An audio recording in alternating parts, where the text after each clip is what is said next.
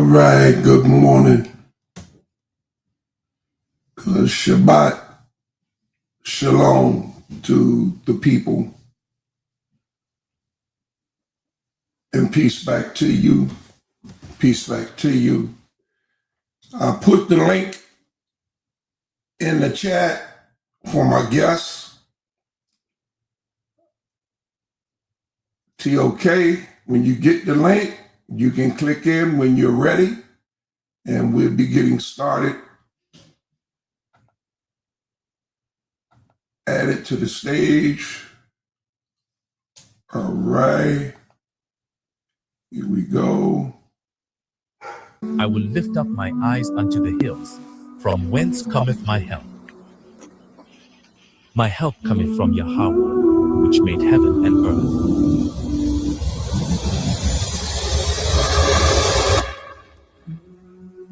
He will not suffer thy foot to be moved. He that keepeth thee will not slumber.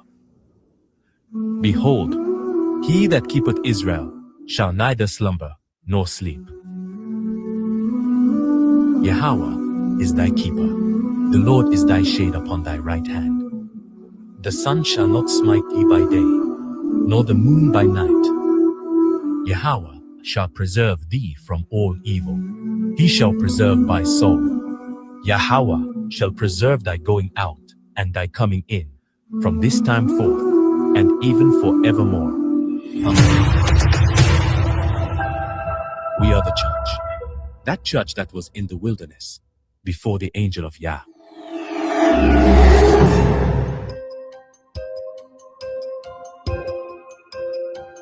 And in that day, 7 women shall take hold of one man, saying, We will eat our own bread and wear our own apparel. Only let us be called by thy name to take away our reproach. Who is she that looketh forth as the morning, fair as the moon, clear as the sun, and terrible as an army with banners? I went down into the garden of nuts to see the fruits of the valley, and to see whether the vine flourished and the pomegranates budded. For the vineyard of the Lord of hosts is the house of Israel, and the men of Judah his pleasant plant. And he looked for judgment, but behold oppression, for righteousness, but behold a cry. Return, return, O Shulamite, return, return, that we may look upon thee. What will he see in the Shulamite? As it were the company of 2 armies.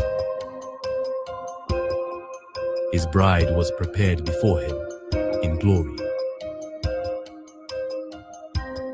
The people that stood with him was his church, the body of the Hamashach. They are Christ, his people, Israel.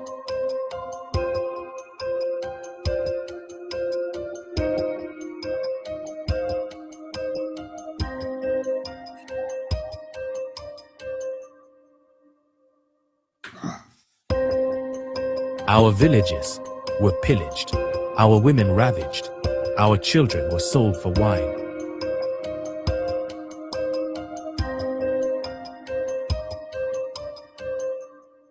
It was he that would come for us.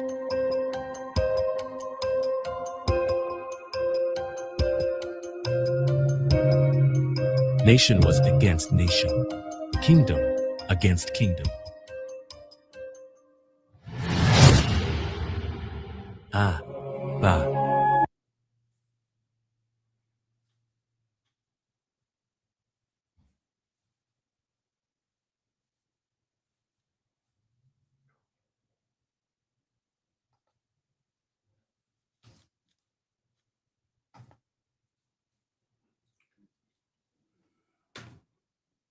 Okay, I'm waiting on my guests to appear. TOK, Prince of Yahawah. I will be interviewing today. Let me give him a call. See if he's ready. If not, And oh, one thing, my phone wasn't on. Wow. Okay. Okay. Maybe he's called. I don't know.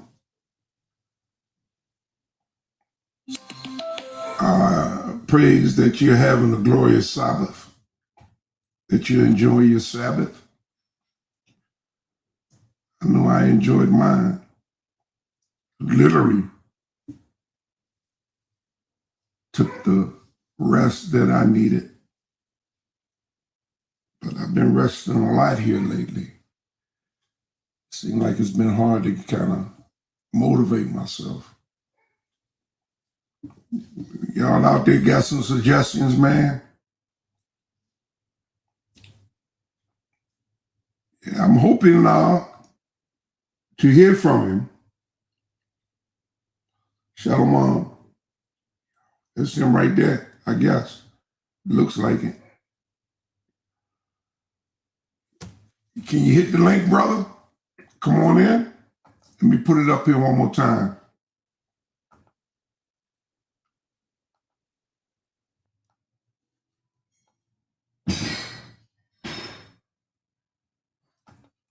I don't know, sounds like my wife is in there destroying things, man.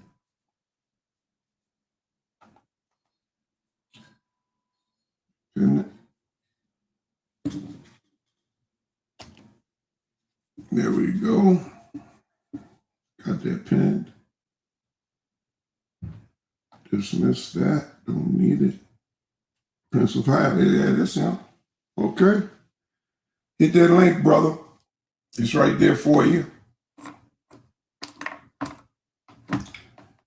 Come on in. And we'll get you started.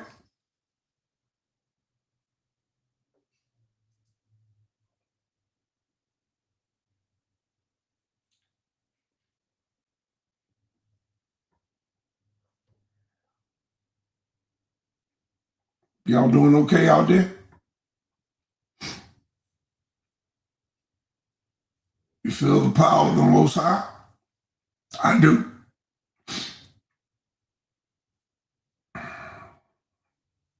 All the time.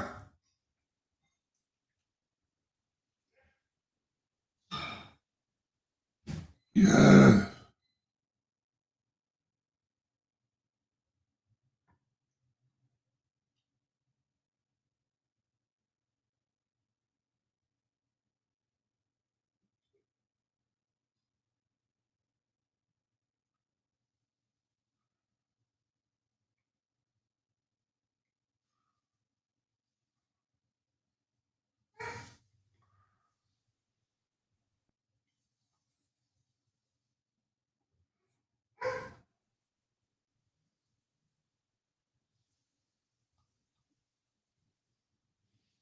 Okay.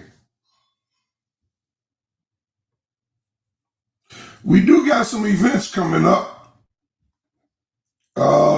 Let me see what we can show you. What we got coming up. Let me look at this here. Tomorrow. Right. Let's see. Yes, tomorrow. Tomorrow. Interview. Our brother Sanchez will be interviewing our brother Chuck Morgan. It seems to be exciting. I know I'm in the house. Add you, brother. Yes, sir. Yes, sir. Will you think about what you see there, TOK?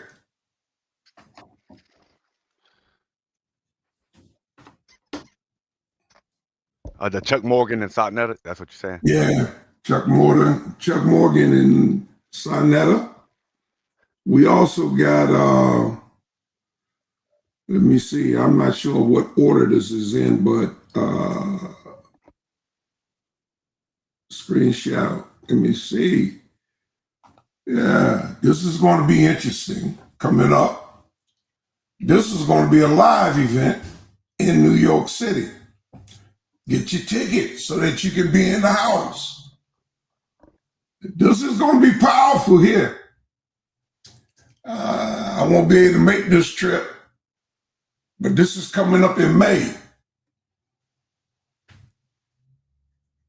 Yeah.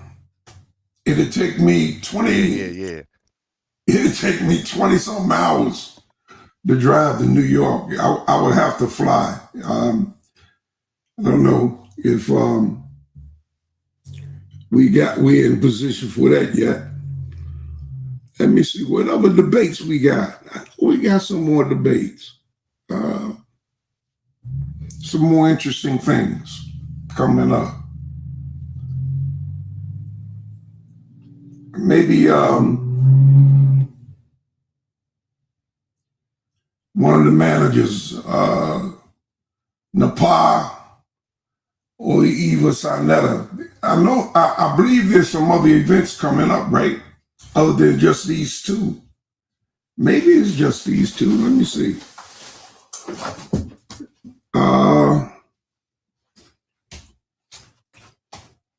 Maybe it's just these two. Thank you, dear wife. Thank you. Got you working like a Hebrew slave. I understand. Yeah, maybe. I'm not sure. Let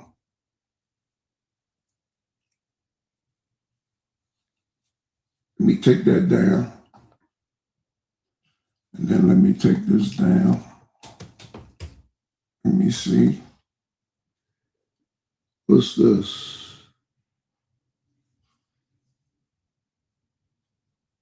I don't know. This is an event. Let me see. I can't see it. It's a small one. Let me see if this is an event coming up right here. No, I think that's an event that's passed. That's already passed. So I can take that down. But right now, today,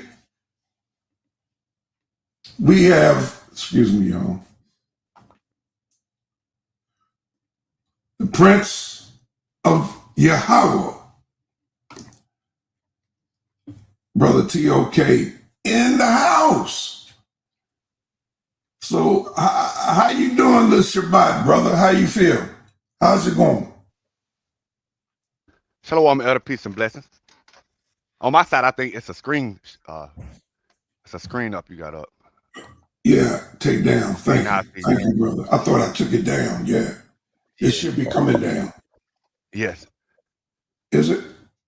Yes. It's down. Okay. Yeah, there you go. But it's KOT. I think you put it backwards, TOK. But okay, KOT. It's okay, I'm sorry. Yeah, that's what happens to us elders, man. It's okay, elder. Even in my title is TOK. But yeah, KOT. Do me a favor, man. Just cam up for a minute if you can. Let the people see who you are, who I'm talking to. Let them see I'm not talking to a ghost. This is a real person here, in spite of what other claims are. But yeah. And that's not to my brother. That's something else, man. So let me give it back to you, brother. We're gonna hear from you, man. I know you're a powerhouse, but not just you. I'm talking the Holy Spirit uses you in a mighty powerful way. I've noticed that from the first day I met you. I believe you was on tour nights with Yahawah.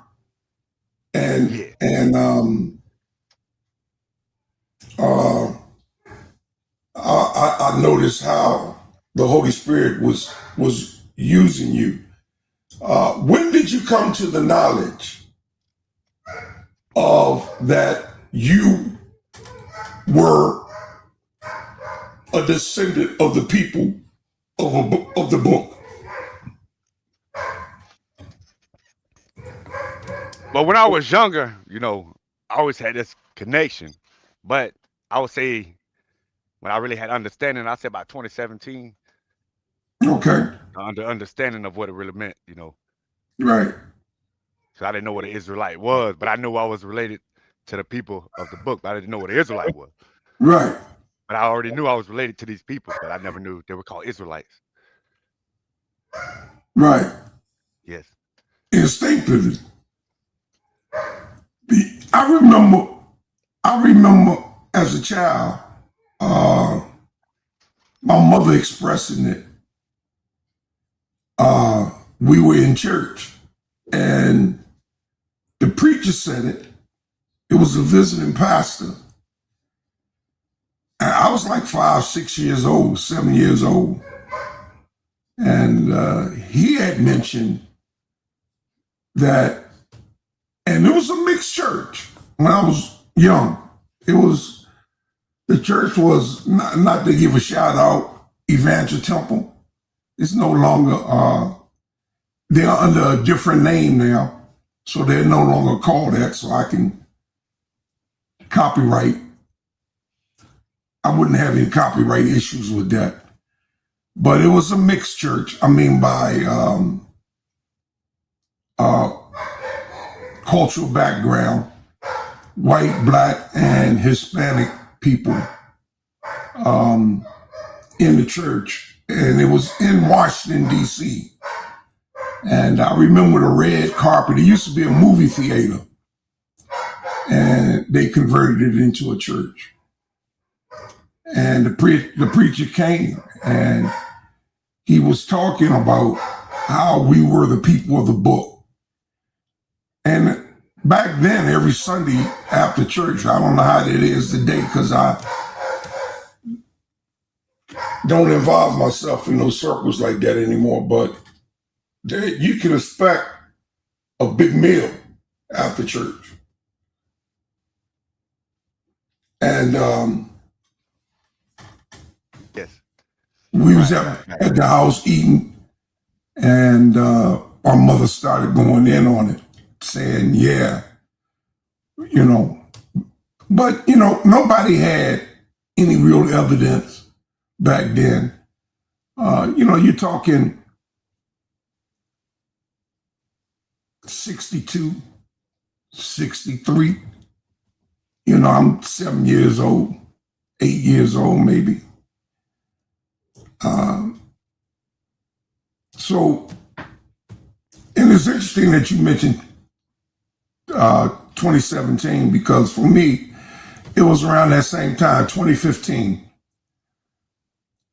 2014, 2015 is when I came to know for sure who I was.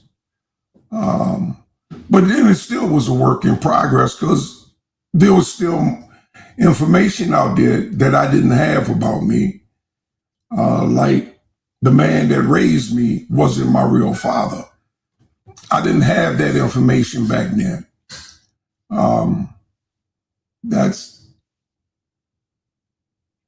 I must have been 63 when I found out about who my father, when I found out that my pops, the man that raised me, was not my true father.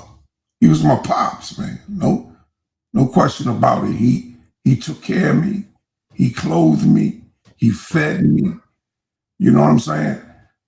Pause. He took care of me like I was his own. He no different from his own. And I come from a rather large family, but this is about you today, man, not about me. Let's hit them like buttons, thumb this video up, encourage my brother, y'all. I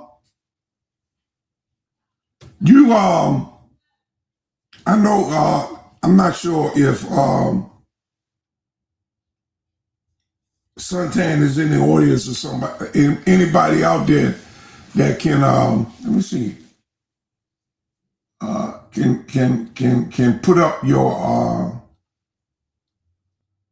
Cash App, since we are interviewing you. You are the subject matter here today. But if you can announce your Cash App, let's give the people an opportunity, KOT, to bless you. Okay, I gotta look it up. Elder Yahawah, I know that I don't really know it. Let me look it up. One second. Yeah. Let me see. Elder Yahawah, you out there, man? Can you post that up for me?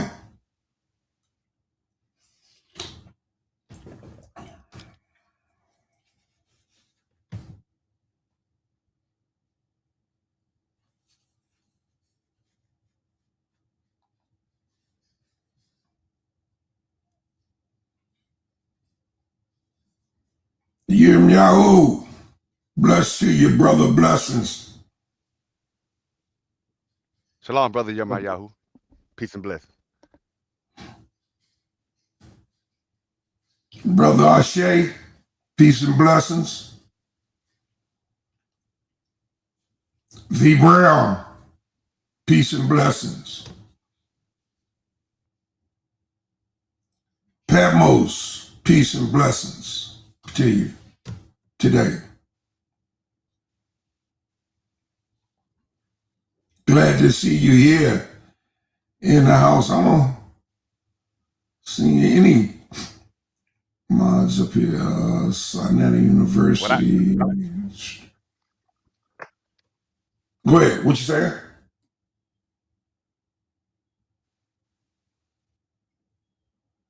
It's a $sign Tawara $sign.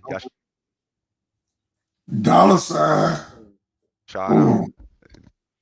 Let me tab this thing up in here.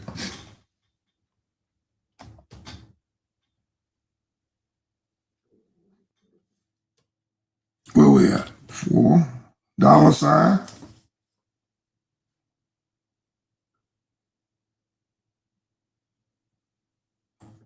Are you froze, brother? Yeah, I think the brother froze. Am I breaking up on your end? No, I think you kind of froze a little bit, man. I don't know. There you go. I got your $sign. Tawara Yashara. Say it again. I didn't get you.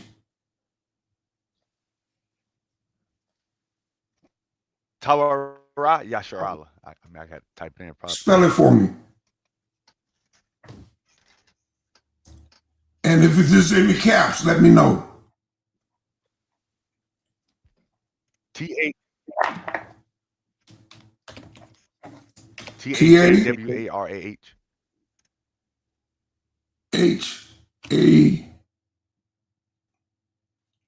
HARH.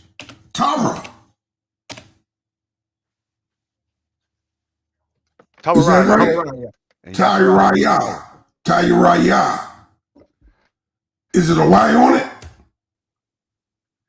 TAHARA. Yes. Or is it ARYA?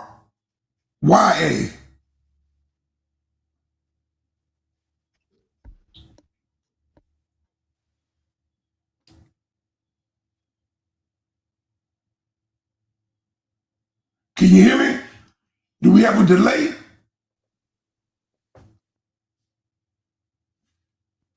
THAWARAH.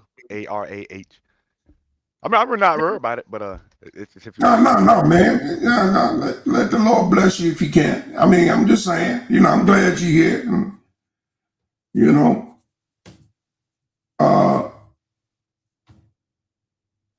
we want to shout out HOK Coliseum, and we want for sure donations. Anytime I come on the air, I want to be a blessing to Sinetta, as well as if I got a guest, I want to be a blessing to my guests as well. You didn't have to come here and take your time out and share with us, man. I mean, so I tell you what I got. $sign TAHARAH.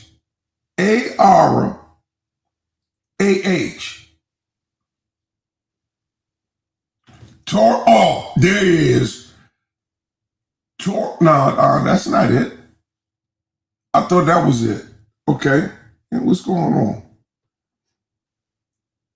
How does that sound? TAHARAH.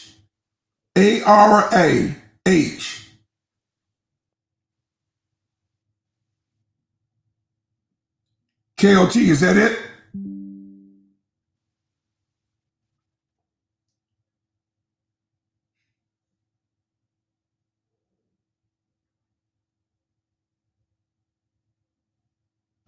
I'm finna post it in the chat. Okay, go ahead. You post it. You go ahead and post it in the chat.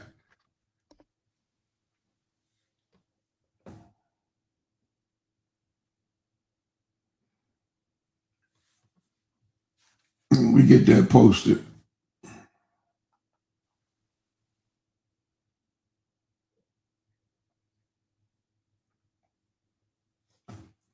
Shout out to E1B1 Afro. All right. There you go. There you go. We want to be a blessing to our dear brother for taking the time and coming out and sharing with us on this day. Okay, y'all see it in the chat? And of course, remember HOK Coliseum, Debate Coliseum, and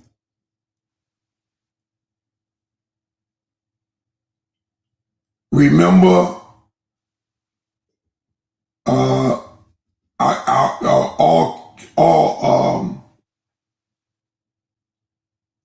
donations will be shouted out. All donations will be shouted out. Thank you. So,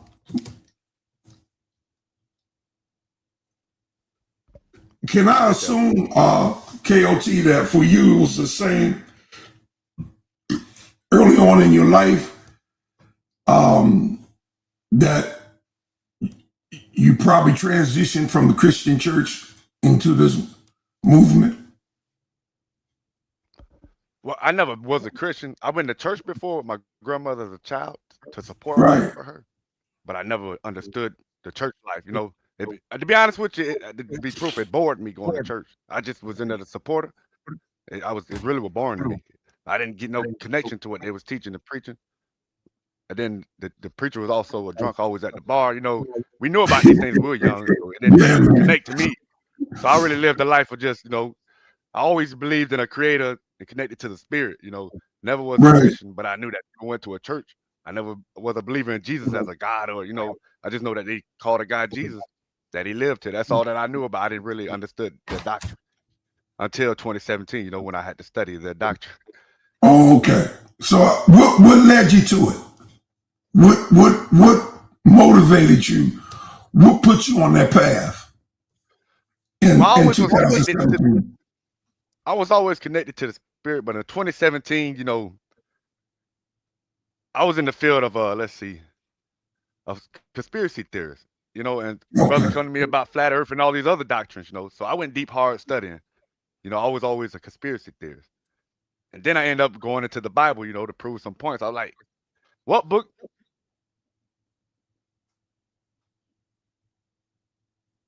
Yeah, I think you are breaking up a little bit, man. There's some, I'm not hearing you. Are you not hearing me? Yeah, clearly. You just broke up. I heard what book. Can you hear me? That's it. It's not that I don't hear you. I don't hear every Breaking up. word. Yeah.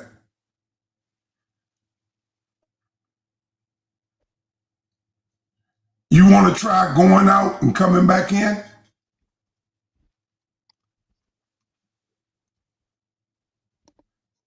Do you hear me now?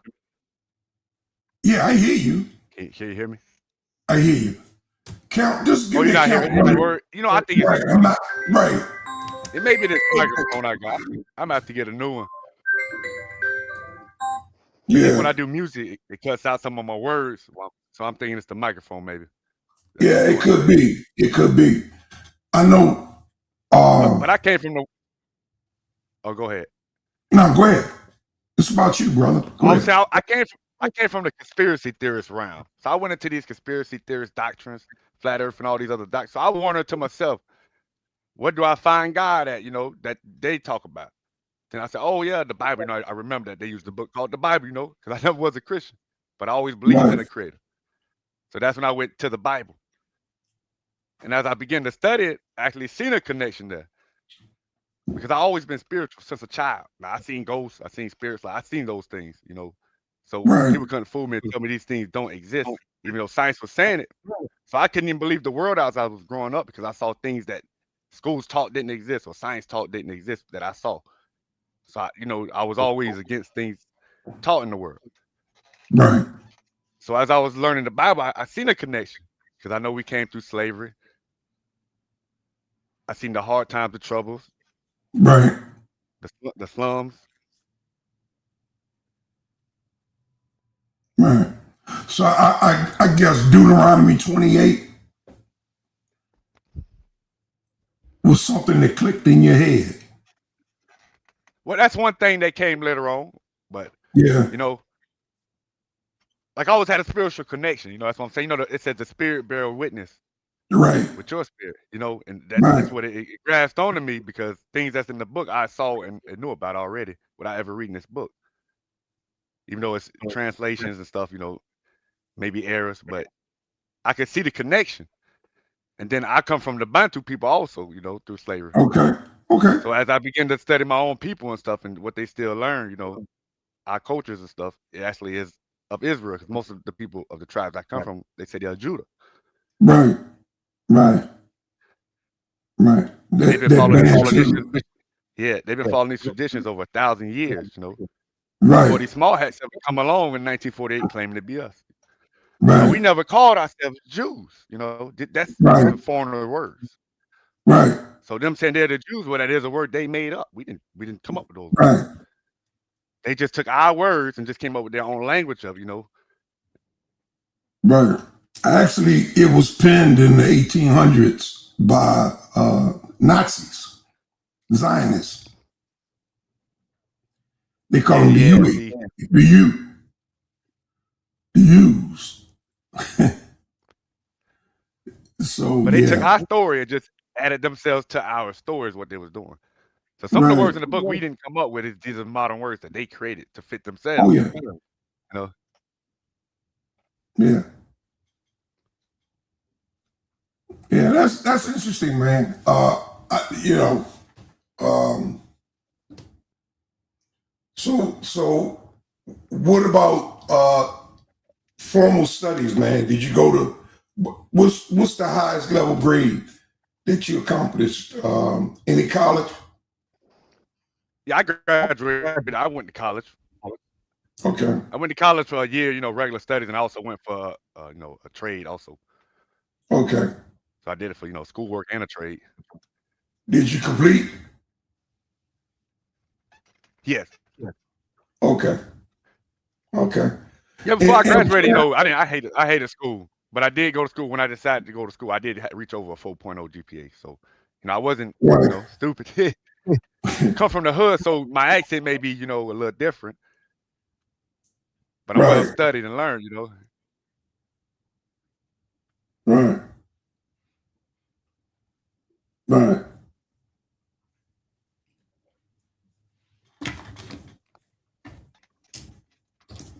Shout out to Michelo. I don't want to mess up your name, man. Excuse me. I don't even know. But blessings to you. Peace right back to you.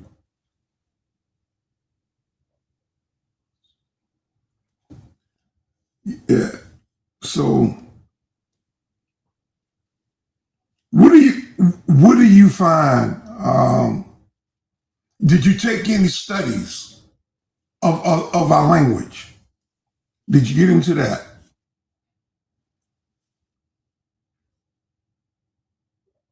Yeah, I studied into the languages. And you talking about the Hebrew and all? Yeah, yeah. Yeah, see, Hebrew, it just breaks down from the Sumerian, the Akkadian, those languages. And then they get Right, to the kingdom of Ebla. Well, Ibra, can you hear me? Or is it breaking up on your end? right, Ebla. Yes, that's around the 2500 to the 2200s. But at this time, Right. we have a civilization before Abraham comes over. He has a language. It's a Shemitic Oh tongue. yeah, yeah. Now Kemet has been borrowing symbols. Like they get their symbols from Sumer. Uh-uh. For over 250 years, they've been transferring it back and forth with this document. They've been transferring back and forth, using, borrowing from each other, but mainly they were getting Sumerian symbols. That's how they come up with the Egyptian hieroglyphs. Right. I agree with And that. then, But and all we did was form symbols we already known, but some symbols were new to us, but some of them we already known. That's how we created the Hebrew language, because Hebrew is a new word also. It comes from a Shemitic tongue. It's just a breakdown of Shemitic languages and dialects, and that's how we get our language out of the Shemitic tongue. right, right. I know for me, Form that man. tongue of Kemet, so that's why we have some of their symbols. Right. Oh, you go ahead. I Totally think we got agree. a short delay, but go ahead, Elder. Yeah. No, I was saying I started with trying. I didn't know no better, but the modern. But it just didn't. I had problems with the dots and the dashes. You know, depending upon where this dot is depending upon how the word is pronounced and all of that. I struggle with all of that. So it wasn't until I took a course in the Paleo Hebrew that I actually clicked and I saw value in the Paleo and how the Paleo Hebrew breaks down. Right. That's what did it for me. I'm gonna go ahead and make a suggestion that you go ahead and turn your camera off. Maybe we'll hear you. You won't break up in your words. The people have had a chance to see you. They know what you look like, and they know that that it's you. So I think they'll be able to hear you better. Okay.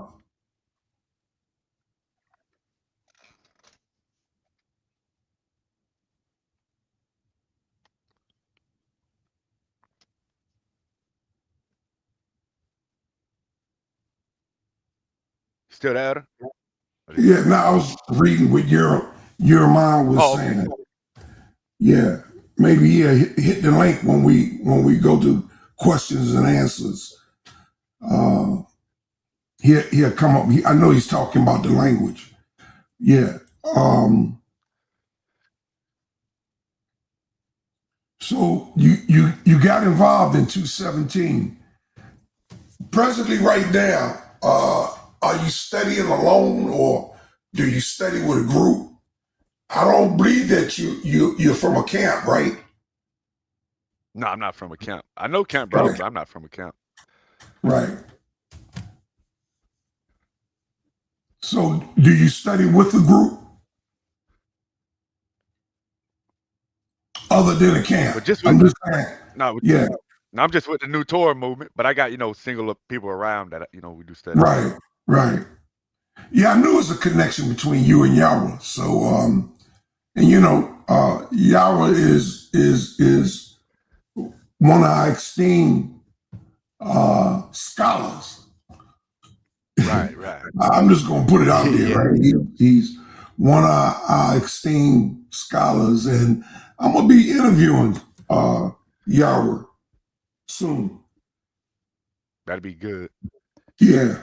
Ever since I fell on my ribs, man, something's been going on with my stomach. I'm doing a lot of belching, and there's a lot of air. Pray you get But better. yeah, believe me, we all praying. Yeah, so that I get complete deliverance from that. You know, I do believe still in the power of prayer. I believe in a word of faith.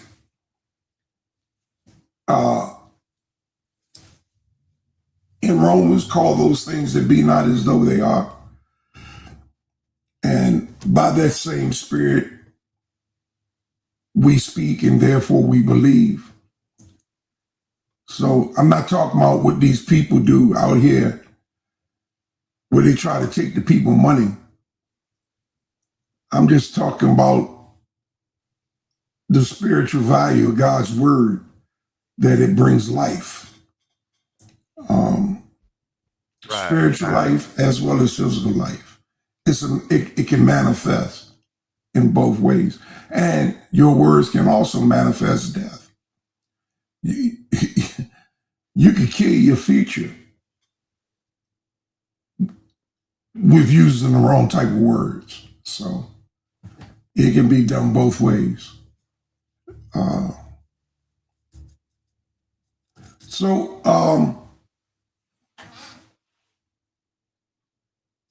I'm not going to put you on the spot, brother, but what scripture comes to mind, your go-to scripture in the Bible when you need to hear from God?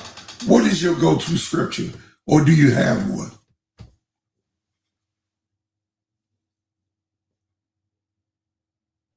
You said when I need to hear from God? Yeah, metaphorically, spiritually, whatever. I'm not, if you hear him ultimately or if you hear him spiritually, however it might be. No, yeah,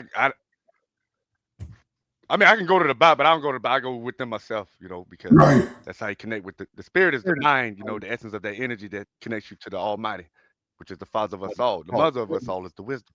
Right. That connects us to what we call the Father, which is neither male or female. It's just a masculine now, is what we're using it as. Right. But I go within myself. I just think to myself and outside of myself, what connects me and what brought me here and gave me life and gave me knowledge, wisdom, and understanding. That's what life is. Because you're dead and you have no knowledge or wisdom. So when you're here and you have this understanding, then you can understand and grasp to the wisdom what have given you life.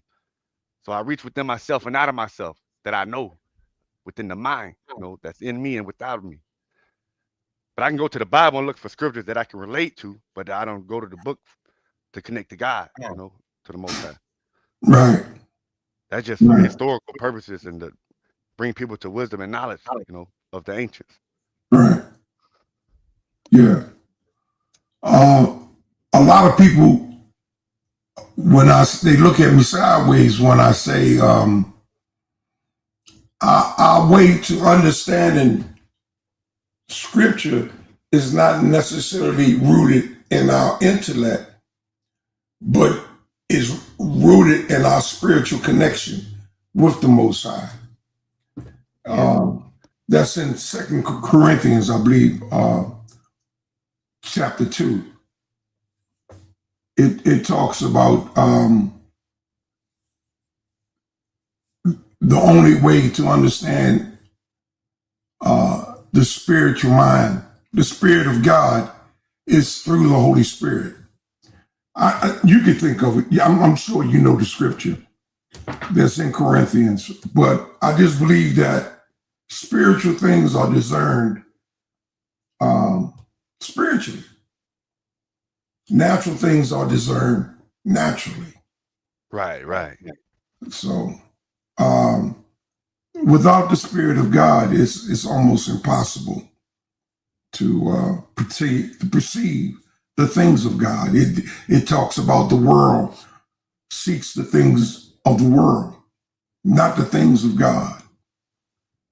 So there's definitely a difference. And I keep telling these guys, you guys outside of the Bible and you don't believe in the Bible, only look to the Bible to contradict the Bible. you would never get a complete understanding of what the Bible is talking about. So, Mitch Zoli says, do I believe in God creator? I don't know what to do with that. He had a lowercase g, so I don't know what to do with something like that. But talk to me about your music talent, man. I know you got some talent. We got a record over here, man, that we drop every now and then. Yes, yeah, that you did for Sonetta. And I understand to keep me from becoming jealous, man. I can use a song. Oh, okay. I'll get you something to put it together. Yeah, announcing this HOK Coliseum, Debate Coliseum. And, you know, the channel that's been gifted under my management. You know what I'm saying? I can use something like that, brother. Yeah, appreciate you. Okay. I'll put something together for you, Elder. I know you already put my intro together, and it's powerful. You see, I play it every time. Yeah, thank you. Yeah, yes, sir. I'm gonna shout you out, man. You know, it's powerful. I like it, man. It's just what I asked for when I called you and asked you to do it for me. Yeah, I knew I wasn't sure how I really wanted it, but I know it would come out the way I wanted, and that's exactly what it did. So yeah, appreciate you, man. You're welcome, Shout out the brother, man, and he's talented. Y'all hear me? He's talented. So when we got these talents, brothers and sisters in within our realm of acquaintances, utilize them and be a blessing to them, man. Just don't take. You know, it's a back and forth, man. It's a give and take. That's how this thing works. That's what the tithe system was set up to be. Okay? For those that still tithe, that's what the tithe system. The tithe is not something you pay, it's something you return. It didn't belong to you. It was given to you to use, entrusted to you as a good steward. But now you have to be a good, faithful student and return that which belongs to God. I understand that process. You know, I understand that process. So I would never sit here and tell nobody not to be a blessing, because any kind of movement in life comes with a cost. Somewhere or another, somebody gonna pay something. If no more than electricity, if you got a building to assimilate, mortgage on that building, rent on that building. So yeah, God don't need your money. Okay, you understand? The wealth comes from God that we have. Right. You know, so yeah, don't get it twisted, man. Yeah. So any projects you're working on presently? What you doing? Well, I've been putting a few beats together, you know, so I'm gonna end up coming up with something so I can make a song for you soon. But I've just been doing studies and getting work, you know, studies together to do classes. Okay. Now I don't want you to tell your business, but I know you have other ways of earning. Do you have a regular 40-hour job, man, that you go to? Yeah, I got a job. Okay. In what field is that? Well, I'm in farming and mechanics. Okay. Well, I think the Bible says a man that won't work shouldn't eat. Won't eat. Don't. Yeah, man. You know, I've been living off the government. Well, not the government. Off of my reserves because I paid into it. Oh, okay. Yeah. Yeah, for the Right, 30 years of life that I lived, I paid into that. So I've been living off the comeback. They owe you anyways. Right. You know, that which I earned for the last 20 years, I guess, man, or more. So the Most High has been a blessing to me, has Yeah. blessed me that I was able to retire early due to a health condition, but nevertheless, I was able to retire somewhere around 1998, I believe, is when I went on disability.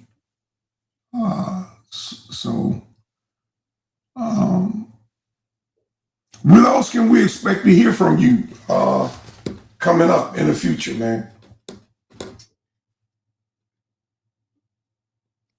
Yes, Elder. Yeah, I'm just ready. You know, I do debates too. So if anybody want to debate any information, I come on one day. You know, set something up. You know, Yo, I come on to teach a class or something. Maybe, you know, like I came on and did the Adam teaching part 1. Yeah. I can come on. Right. I can finish more because I keep hearing people come on create these doctrines.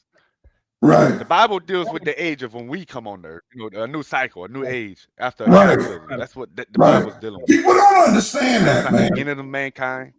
Right. That's not what the Bible teaches.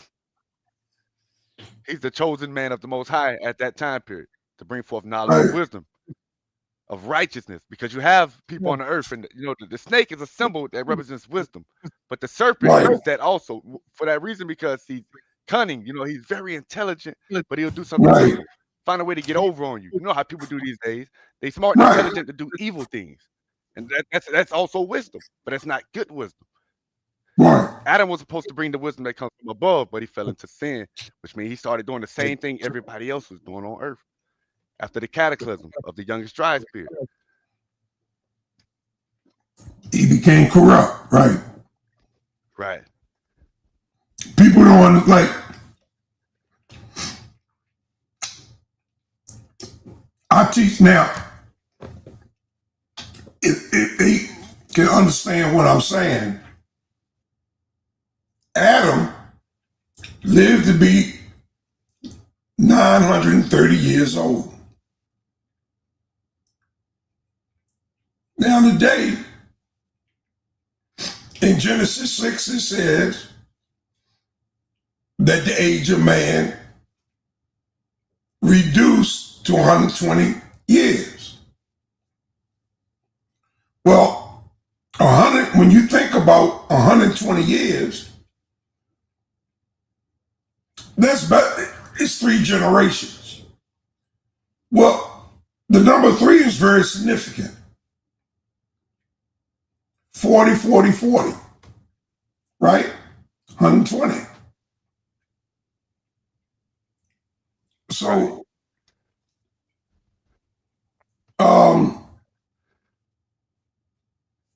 Adam lived to be 930 years. Today is 2026. Yes. Right? This is the year 2026. Now that's been Adonai, what's the word? Not necessarily after death, but it's but it means after death. But it's a Greek word. Somebody in the chat can put it in the chat for me, man. Because y'all some smart guys out there, man. AD. When it breaks down, it does breaks down to after the death of Christ. But it has a word within itself, Adonai, something like that. And the word Adam doesn't necessarily mean a single individual. It's collective also. Right. Right. It means ground. It It means includes mankind. the whole body. Meaning, no one,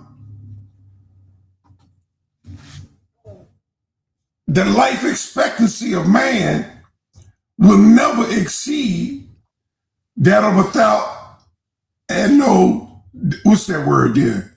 That's it. Thanks, man. I knew somebody was, I knew somebody. Yeah, Bobby. Oh, yeah. Okay, there it is there. Both of them got it there. So, yeah, I knew the chat could do it. But in the Greek, it does mean, it breaks down to meaning that. But it's much deeper than that. God didn't, on the seventh day, he ceased from all his work. People think on the Sabbath day, when he rested, he somehow scooped in the clay and made Adam. Well, then he's back to work. Yeah. See, they mixing the original creation of mankind with the allegorical story. Right. See, There you go. Science and Christianity is doing, they're taking the literal time period, maybe 300,000-400,000 years ago. They're taking the literal story that is given instead of the allegory story that of our time period. So they're putting that in the 6,000-year period when that's not true. See, the creation of God created the world. You only can use that in scientific terms to 300,000-400,000 years ago. But the Bible in Genesis tell you that they're replenishing the earth, which teaches us it's a cataclysm. God doesn't create water in Genesis because it's not a creation story. It's an allegory of the creation. Right. Yes, it's not a creation story. It's an allegory. So that's why they fooling people. And it gets real deep, you know. If something else I want to say, I'm trying to I'm gonna do a study on it. That's what I gotta say. Because what they missing, Elder, is when you're talking of, you say Adam lived 930, right? It says then when it says man, this is what people miss. They're going off of all these words. They're missing the simple story. Adam has a different genetics than these other people being called man. Now, because they're mixing with these other human beings on earth. Now, Adam's descendants are gonna have mixed genealogy, which breaks down insides, you know. They can't live as long. They start to get diseases that the other people have. So, you know, you have pure genetics of this kind of human mixing with other people. All people don't come from Adam. That's false story. You know, so the descendants of Adam is just mixing with other people on earth that they were not supposed to, because now their genetics are being mixed with bad genetics. You get what I'm saying? Now they get these diseases. And then also because Adam's living around a corrupt culture, they're taking certain shots, drinks, you know, certain stuff you're not supposed to be eating, drinking of the time, and that's corrupting his body also. See, they're not living as they were supposed to live. They started following other cultures, and then they started mixing with these other cultures and their descendants, so they start to die off. Right. Well, sin, when it's the manifestation of sin, when it's completed, it brings death. Sin kills. You know, people don't understand that. Sin, the reason God is just sitting up there saying, he just ain't on no trip, man, about obeying him. He recognized what destroys and what corrupts and what doesn't corrupt. And ultimately, what's being corrupted is our relationship with him. Our sin separates us from the Most High God. So one day I'm going to do a study on it. I'm going to bring it out. But right now I'm dealing with something with the spirit, the power of the spirit, the power of the word, and the power of faith. That is the manifestation of life, resulting from And that spirit is feminine. And when it came to me like that, I said, Nepal's gonna like this.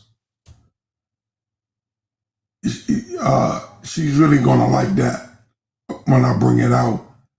How the spirit is feminine in its nature.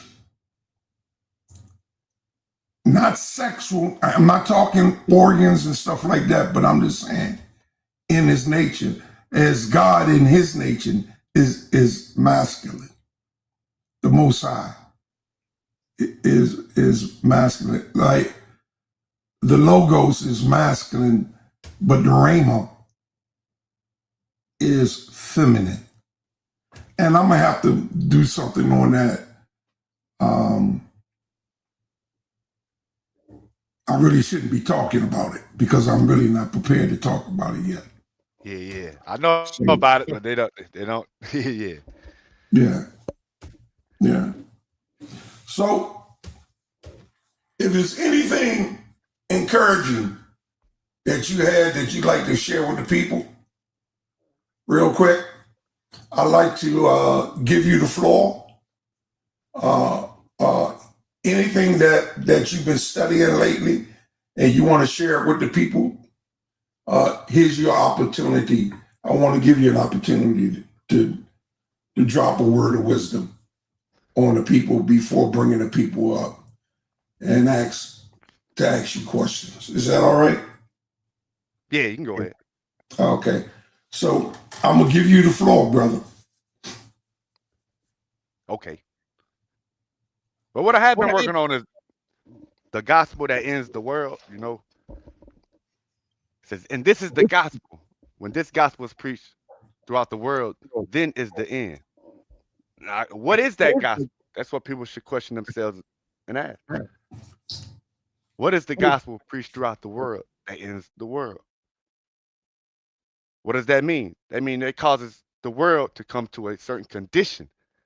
Like something you see what we're in right now, but people don't quite get it yet. I want to know what people think that gospel is. I give you key points. It deals with repentance. And it deals with truth and who we are. That's the gospel that ends the world. But what is the gospel that ends the world to you? I'd like to hear that from you also, Elder. What do you believe the gospel that ends the world? Because I was going to do a teaching on it sometime. But also, why I speak of Adam. Because that's the main teaching that I do. I do a lot of different teachings other people you may not ever heard. But one is the Adam story. I even put an AI video together. I got to upload it back on the channel of New Torah Movement. But it shows it's about the beginning of creation. Adam's story is not the beginning of creation. Adam's the beginning of the youngest dryas. From the cataclysm, he's a chosen man of the Most High. As you continue to see Abraham, Isaac, Jacob, he's a chosen man of the Most High to carry on this wisdom, this knowledge, that men may walk in righteousness, to love one another, to teach one another what is just and right, to fight for one another, to love your own, to also love others. But he separated man that we all have our own kingdoms on the earth, that we know how to treat one another. You see why he separated people to live among their own people? When people are hurting and destroying their own people, then their own people have to question them. But when you're living among another people that's terrorizing you and oppressing you, you're two different people. That creates war. People don't quite get it, but so many people assimilate. They don't understand the Most High's mind, knowledge, wisdom, understanding, might, and counsel. Fear of Yah, that teaches about obedience and judgment. This is what the book is about. It's about a man. Adam was a tribe, but we called the one man Adam. Adam also means ground, Adamah. Gave him the spirit of wisdom, which is that breath, to walk in righteousness, to live amongst the world, to raise it up. But he was corrupted. We see this was passed to Abraham, a man walking in righteousness. He seen no God. He looked into the spirit of himself. If you truly know the scriptures, this is what he did. He worshiped no idols. He knew God was a mind, an energy, an essence that connects us to the source that formed all life And all life comes from knowledge, wisdom, and understanding. You can't have atoms, neutrons, electrons without wisdom or knowledge or understanding that they come together to perform the operations that they do. That takes intelligence, which is what the Most High is. He's intelligence. The word is his mind. Those seven spirits is just the essence of what it speaks. And we all connected to the Father, which is all life. That raises us all up. But we were the people that truly was connected to him because we truly understand what he is and how he created and how we are formed of this intelligence, given this wisdom to walk amongst the world. We must raise up one another to do so and to fight in righteousness. Then shout the world in, family. I'd like to give all praise to the Heavenly Father by the power of his word. I rock. Hallelujah. But you can jump on, Elder, if you got anything to say. What do you believe the gospel that ends the world is?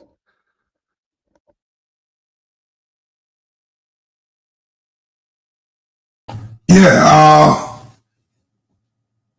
agree, brother. I know exactly where you're coming from. I can break the gospel down to its simplest term.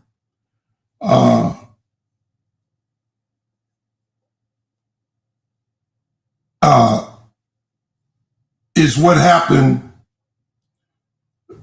It's man that needs the gospel, and the gospel doesn't need man. The gospel is a way back, is a path that the Most High has established to bring man back to him, fallen man, or not fallen man. You know, I believe and teach that only Israel can be saved anyway. But, and that Israel existed in God well before Jacob was birthed. So just like I existed in God well before I was birthed. As he told Jeremiah, before I formed you in the belly of your womb of your mother, I knew you. Right, right. And I called you to be a prophet. So before the physical me manifested, God knew the spirit me. And I might not can explain that in an educated way that makes sense to people. And I wouldn't try through simple intelligence to do that. But it's only through spiritual discernment that I even understand that my spirit life or my spirit is greater than my physical body. There's things that I'm suffering and going to go through in this natural life that when this natural life is over, I won't have to go through it no more. I don't necessarily believe in reincarnation, but I do believe in regeneration of the mind and the soul. The body that is to come, the only way I can explain it is you can touch it, you can see it, it nourishes,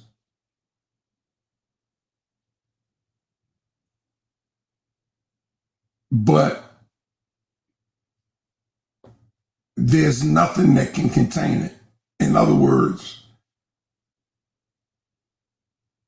it's unlimited in its travel and in its journey.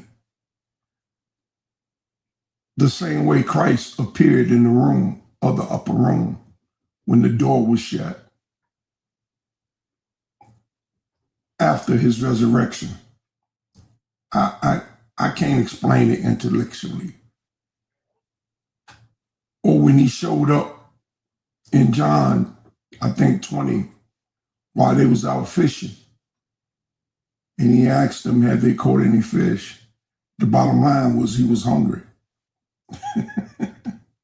I don't have no understanding. He ate fish with them on the shore. So I can't begin to explain that, man. How is that possible? But I believe it happened. Right. Rather metaphoric or actually happened. I believe it happened. They all described what they saw and explained it the best way they could. Acts 1, I can't explain it intellectually, how they stood there watching him when he resurrected or ascended into the clouds in a manner which he did. The two men standing on the side saying to Peter and John, why you stand here gazing? The same Jesus, in the same manner he lead, so shall he return. Man, I got no explanation for that. And it said the cloud received them. All I know is that to the best of their understanding, they wrote down what they saw. So yeah. That's my belief. Okay. And thank God for the gospel. The word Barashaf, or they say Bereshith. I don't care whether it's modern or whether it's ancient. Ba doesn't change. Whether you call it Ba or you call it Bet, it means house. Whether you call the Ra or you call it the Resh, it means head. Whether you call it Bon or Ben, it means son. Whether you call it Shah or Shin, it means destruction. The Yod, whether you call it the Yod or the Yah, it means hand. And that 22nd alphabet, whether you call it Torah, Ta, Tav, Tha, it means Torah, Thara. The A, whether you call it the Aleph or the Alapa, is the Aleph Tha. The first word is strength, the strong man, the strong one, the leader, the first. So the word Bereshith or Barashaf, when you break it down, it reveals that the son is going to come from the house of the father, the head, and go through destruction by his own hand on a cross. What I'm saying, the first word in the Bible in English is rendered Genesis, but in Hebrew, it reveals God's total reality message for salvation for man. He was slain before the foundation of the world. He already died. So Right. that's my gospel. In spite of the situations we continue to put ourselves in, he's always had a plan for escape. It's up to us to catch it. Hallelujah. So Israel, okay? And the only way the rest of the people can get it is through you. Whatever they get, it comes through you. Except they cleave to you, they can't get it. And except you cleave to him, we can't get it. Right, right. We all got to cleave.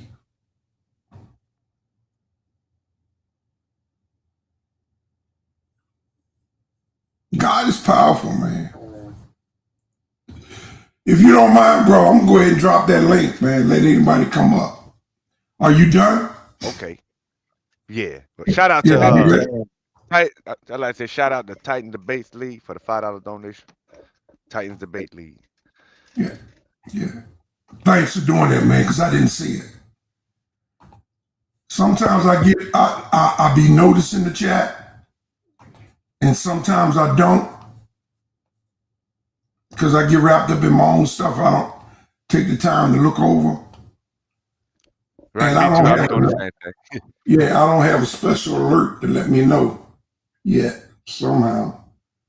So appreciate you doing that, as well as thumb up the. Let me clear this. Thumb up the video, y'all. Hit the like button. Help the algorithm and keep us active and elevated when things come to matter.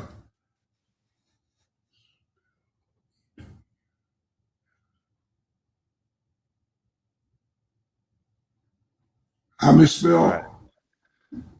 me to you meta, huh? Okay, maybe you. I don't know what that means, Asha. On one real, one for sure. All right, brother Asha, you got the flow, man. Peace, brother. Yeah, how you I'll say. doing, brother? How you doing, brother? Doing good, brother. How you Appreciate your doing? presence. Appreciate your presence.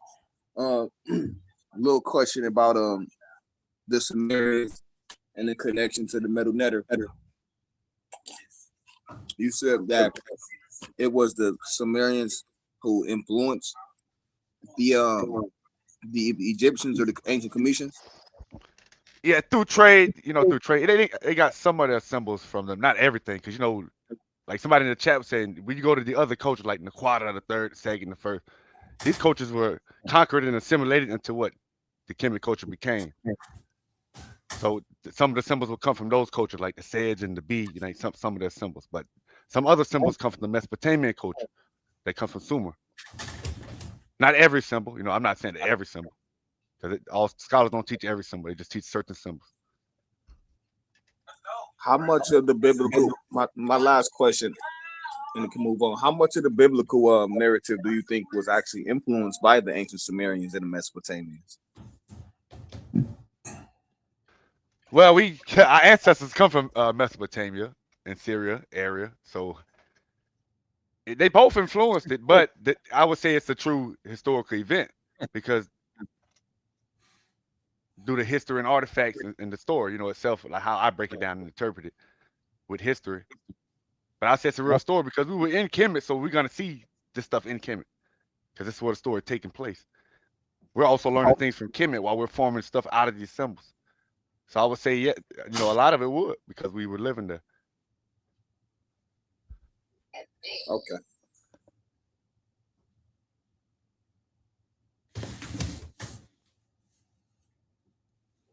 Got no pushback. I'm saying Go ahead, the way man. people interpret the story, you know, like scholars, they all got these interpretations to the story. Like some stuff they add to the story for interpretation reasons. But when you read the biblical story, it's not really, it's not a fairy tale like the scholars teach. It's actual events like storms and stuff that happen. So it's not really what they teach, like Christian teach. You know, it's not no fairy tale story. A volcano erupted according to science and history. You know, certain, you know what I'm saying. I need to get a drink of water. Hold on.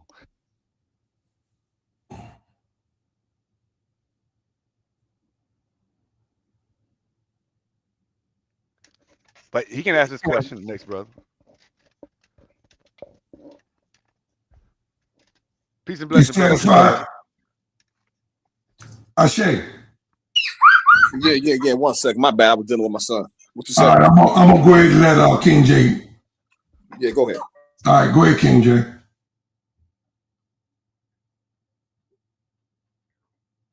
That's my bad.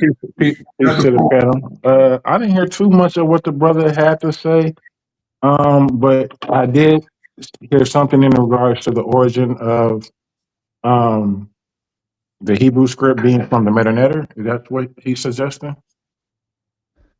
No, I'm suggesting. Well, you get some of the stuff from them, but we reformed the symbols that they borrow and the symbols that they created also. But I'm not What do saying you could put it that way. Some way we influenced us. You can kind of say that. I'm saying, but not all the stuff. It comes from Semitic influence and some of Kemetic influence. When is the first time that you guys have a script? When we're in Egypt, that's when we're forming words out of the Kemetic script, out of the So that symbols. would They be don't have a so script. the No, we're first. forming out of the symbols because they don't have a script yet. So When the we're first there, script you have. go ahead. So the first script you have is the Proto-Sinaitic script, right? According to most scholars, I'll go along with that. Okay. And so the Proto-Sinaitic script is a Semitic language that uses the Metanetter iconography, correct? Oh, okay. I thought I missed the call. Yes, you'll find some of that. That's what I teach also. That's what I'm saying. I teach that Yeah, the Kemet borrowed some stuff from Mesopotamian and the Quada cultures, and we're reforming words according to scholars out of these symbols that Kemet had, and creating a language, a script, because they're saying Kemet didn't have a script; it just had hieroglyphs, and we made letters and stuff out of it. That's what they're saying, according to scholars. So you made 22. You made 22 literals basically out of the iconography Right. from the Metanetter. Yeah, But yeah. I would argue that you say Egyptians stole from Mesopotamia, or is it more No, of a borrow. No, I don't. Nobody's stealing. shared culture? Share, yeah. People borrowing that, giving each other's artifact. I mean, material, weapons, chariots, language. They share it. You know, borrowing from each other. So The Sereb El, that knife, the Kustal knife. Are you familiar with that? not right off the top of my head. I'm not sure. I probably go on my information, but not off right off the top of my head. It's a Kustal knife. Are you familiar with the Kustal incense burner? I think so. That's why going off the top of my head. So I think so. From what time period? Probably not. Kustal, the knife dates to about 3800 BC. Well, 3800 BC probably for the incense burner and the knife probably. So it kind of changes, the timeline chronology because most people really don't talk about the incense burner Yeah. and its dating chronology, but it's a primary source. You know what I'm saying? But I don't know. If you're saying that the Proto-Sinaitic script is derived from the Metanetter, I don't have a problem with that.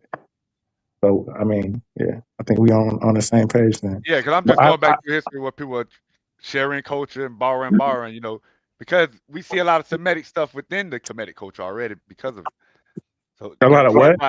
We see a lot of Semitic culture within Kemet already. And what way? From them dealing with Mesopotamia and Sumer. Yeah, that's the pseudo. So in what way? What Semitisms do you see in Tasheme or Temehu? The Temehu. Temehu is a now delta. That's the name of it before the Greeks named it. But what year you going into? What year? That's the name of it. So Temehu is probably about, we can start Neolithic period. So the Madi Butu culture is the first culture to inhabit the Nile Delta. And then after that, then we can start with, I think Fayum A and Fayum B is contemporary with that culture. We can work our way down into the Badarian as How you well. what are you connecting it? Are you saying share? What do they do? You saying for Hebrews? I'm just wondering, this has nothing to do with chronology. You asked me about Temehu and what was the date for it. So I'm talking about Temehu and Tasheme. So No, Tasheme, I'm asking why you asked the question, like how the connection you're making. You're saying there's no connection, is what you're saying. yeah, so you're suggesting there is a Semitic influence into the Egyptian culture. So I'm asking you when and where. Yeah, around 25. Well, we get it in the 3400, 32 to 3100. Then we get it. That's before Kemet even becoming We get what? a culture. They getting symbols. They're borrowing symbols already. It's reaching the Naquata. Naquata borrowed symbols also from Sumer culture. And this Okay, is so you're talking about Naquata, so and now, so okay, yeah, we can those talk about. that assimilate Come into the on, come on, let him finish before you. yeah. That's Yeah, what they're let not him getting. finish. You can go all throughout history. All scholars teach this. That it breaks down from Sumer to Akkadian, and then if you go to the kingdom of Ebla, they're going on at the same time that Kemet is going on now. But all these cultures are interacting and borrowing from each other. They're saying the scholars are saying Kemet is getting symbols from Mesopotamia. That's what scholars are saying. It's not just I'm saying. But they're not getting all the symbols because the Naquata culture already has ancient symbols from 30,000 years ago. You see what I'm saying? So there's symbols that they created already that they had, but they borrow other symbols. Black Mill, cut your camera on. So all I'm saying is some stuff we see that we relate to is in their culture. That's why a lot of Hebrews try to fight that. No, we didn't steal it, but you have to say they influenced us by us growing up there. That's so they can't take that away. But I'm dealing with shared culture. I see you, Shah. Ashe. I see you. But if You you better say keep it. there was no connection with Mesopotamia and Sumer with Kemet, because I Kemet think you're started kind of literally a little all 2800. over the place because if we're talking about, if you're saying Kemet stole from the Hebrews, then why are you talking I about ain't saying Mesopotamia? nobody stole nothing. That's something you created. I'm saying share, borrow. I use the word borrow. Literally, I'm saying borrow. Okay, well we can This is use what scholars borrow. are teaching. What the scholars teach. I'm not saying nobody stole Go, nothing. you can This go stuff ahead, isn't brother. stolen. None of it's stolen. That's what I'm telling you. It's borrowed. We grew up in America. We ain't stealing this slang and stuff we created out of this language. We're borrowing from the tongue we're speaking and creating our own language. That's what they did. We did then. We just being influenced off of their culture, but we're creating our own tongue, like we do in the hood.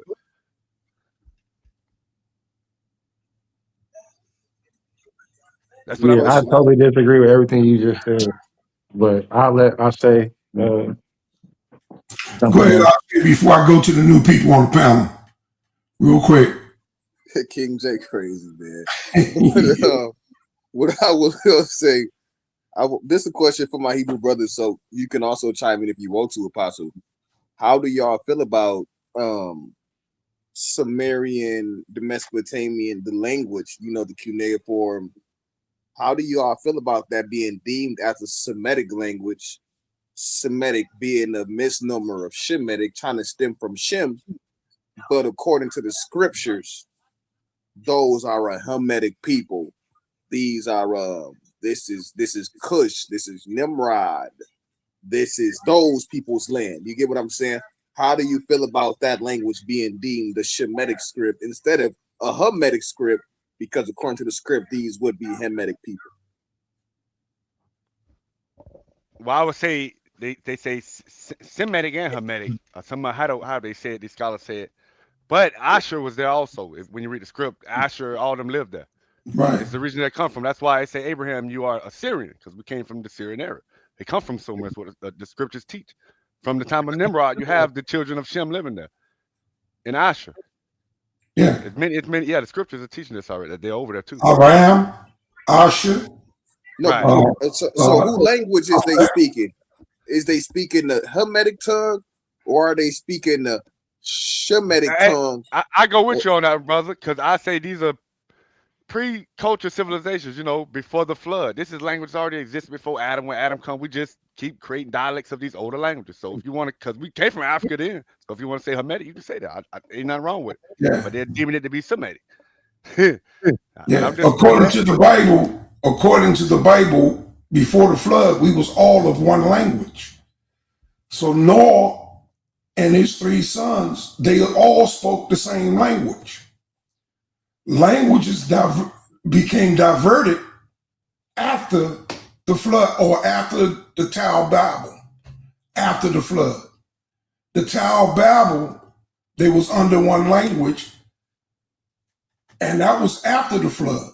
So they were still of one language. But after the Tower of Babel, according to Jubilees,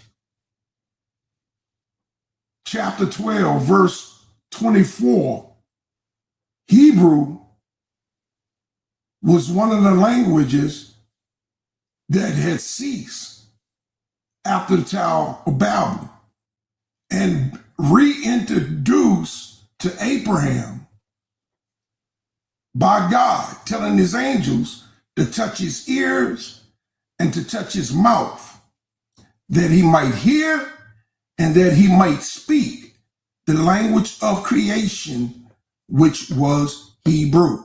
Now that's what Jubilees says, according to the book of Jubilees, which is but an extension of the book of Genesis.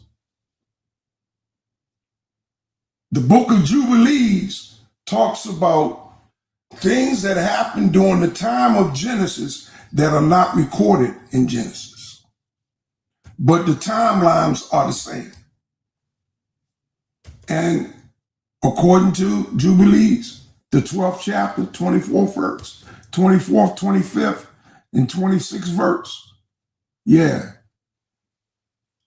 The Most High introduced Hebrew back to, gave it back to man through Abraham. And that's what the book says. I'm just going by the writing. Okay, man. Man, I see Chuck Morgan who coming on tomorrow in the comments. Well, man, he's 26. I thought it was tomorrow too. Oh yeah, man. Chuck Morgan said he here to dispel that, man. Yeah, Chuck he Morgan said he's that. dispelling that. Well, we'll see. You can move on, Apostle. I'm through. Okay, let me go down here to let me see who came on first. I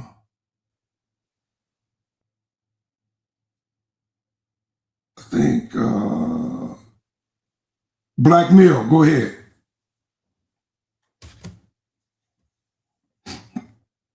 Black Mill, you got the floor. Yeah, bless the panel. Bless the panel. Yes, give thanks to the elder. I was just saying, I wanted to ask the brother. You heard me? Yes, sir. Yeah, I was asking the brother, does he have a source for the languages, at least the linguists who said that, the Hebrew came from? So at least we could do some comparison. Douglas Petrovich is one of them, saying that the Hebrew was formed out of that tongue, out of the symbols. Get me off the big screen, Apostle. Fix the joint, man. All right. Black Mill ain't cam up. He need to cam up so I can put him on the big. There you go. Yeah, well, he should be up there. I don't know why you sit up there. There you go. All right. He's muted, Apostle. Yeah, he's muted. Unmute yourself. Unmute yourself. Black Mill, unmute yourself. All right. Now you muted yourself again. Unmute yourself. There you go. You heard me now? Say what? Yeah, we hear you. I was just asking him on the which at least the linguist who was saying that the Hebrew came from the Medjugorje, so at least we could do some comparing. Douglas Petrovich. So he gave me a source. Give me them again. Yep. So I can take it down. Douglas Petrovich. But let somebody else They say it comes out of the Douglas hieroglyphic Petrovich. symbols. Yes. All right then. Yeah, look him up. I can give you another name, but I got to put my information let somebody up. else go, freeze up my screen, but I'll put it up if I have to.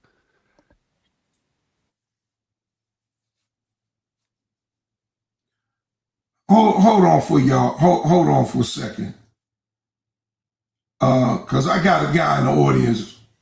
Like, nigga, when did you ever hear me say I can heal people by laying on hands?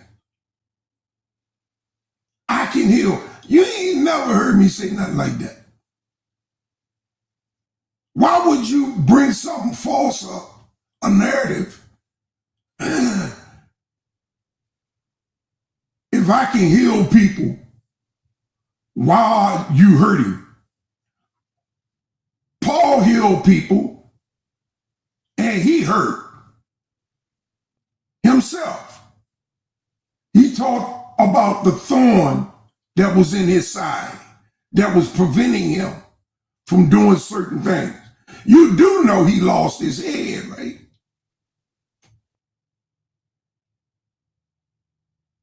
And don't be giving no false narrative out here to people.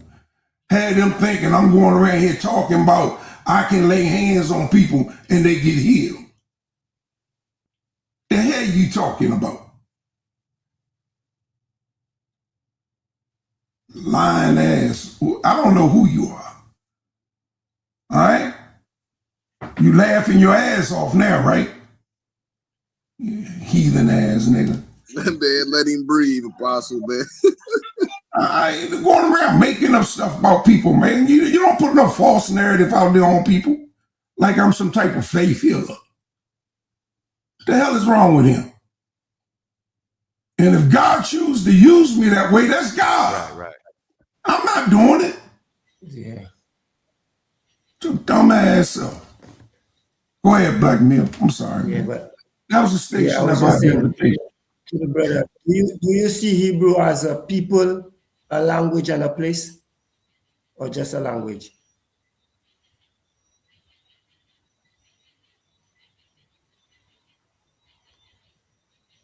You heard me? I don't know if you talking to me? You hear me, brother? Yeah, that's a good question. Yeah, I'm hearing you. You hear me? Do I see Hebrew as a people? Yeah, I'm hearing you. I'm hearing you. Did you have a question though? No, say the question again. Yeah, I asked, is Hebrew a people, a place, or a language? Or is it all three? All three according to the text, the way it's being used. Are you saying just Hebrew? Are you dealing with Israelites, or you just dealing with the word Hebrew? Yeah, I'm dealing with the word Hebrew. Because most times people would use the word Hebrew as in like it can mean all three, or it can mean individually. Right. There are Hebrews that are not Israelites. They didn't come from Jacob. Jacob was a Hebrew. In order to be an Israelite, you had to come from Jacob. So Abraham was a Hebrew. Hebrews come from the great-great-grandfather Eber, or Eber, or Abba, however you want to pronounce it. He was the first Hebrew. And he was also called a Syrian, and the Syrians were a dark skinned black people. Right. And so, just like the word Jew, incidentally came as a short way of saying Judah. Because they all became Jews under the Roman period, because the northern tribes were disseminated by the time Rome came on the scene, by the Assyrians. So they became known as the lost tribes. So you're saying it's all free, Apostle? You're saying it's all free? All free, and it can be individually. Apostle, do a split screen so we can see everybody. Oh, yeah. So Hebrew the place, Apostle, can I ask the next question? I would say, is Hebrew the place now would be where we see in modern day Israel today? There's no place called Hebrew. Okay, that's why I asked you if it was a place, Right. a name, and a language. Right. So There's it's no not a place. Understand. I showed a tape Right. on my last presentation about Hebrews, about Israel, and about Jews. Are there differences or are they the same? And that tape is still up on YouTube. If you pull up my last presentation, you can hear it. It's still being broadcast. Yeah. So you're not saying it's not a place. We wouldn't say Hebrew is a place. No, it's not a place. It means to cross over or one from the past. All right then. So it wouldn't be all free then. It could be all free. People up. It would be all free. It could be because Jacob, Isaac, and Abraham were Hebrews. Right. It's just that when it came to Jacob, his name was changed to Israel. So then we became the 12 tribes of Israel. But we still speak in the language of the Hebrews. So what were we before that? Who Noah and these people were? What you to call them? You call them Hebrews also? They were Ablite from the Ablite kingdom. Where Abraham came from. They call them Syrians Hebrew now, was but they Abraham called a Hebrew? Noah would have been considered a Sethite. Yeah, but I'm saying, was Abraham called a Hebrew? Yes. Yes. Yeah, I think Yeah. Abraham was the Hebrew. first person to call a Hebrew. Yeah, I think. Not the first. His grandfather, Abel, was the first. Okay. All right then. His grandfather crossed over first. Right. They ruled in the So kingdom what of would- Evelyn. So what would Noah be, and Adam and these people? What would you classify these people as? Well, Noah is before Hebrew. So Noah is a wouldn't be a Sethite. Hebrew. Huh? No, Noah is a Classify Noah as a patriarch. Hebrew. Noah is a patriarch. Those first 10 souls, those first 10 people from Adam to Noah, they were patriarchs. So they didn't have a nationality or identity or something? You can call them Adamites. Okay. Yeah. Brother All right. Yahawah just told you what Noah was. Let somebody else go through, you know. Yahawah, what was he? I said a Sethite. If we want to go to a direct lineage, but I mean, all mankind are Adamites in that sense. We talk about Adam being the first human. You know, Adam is the first blood. He's the first, or the male aspect is created first.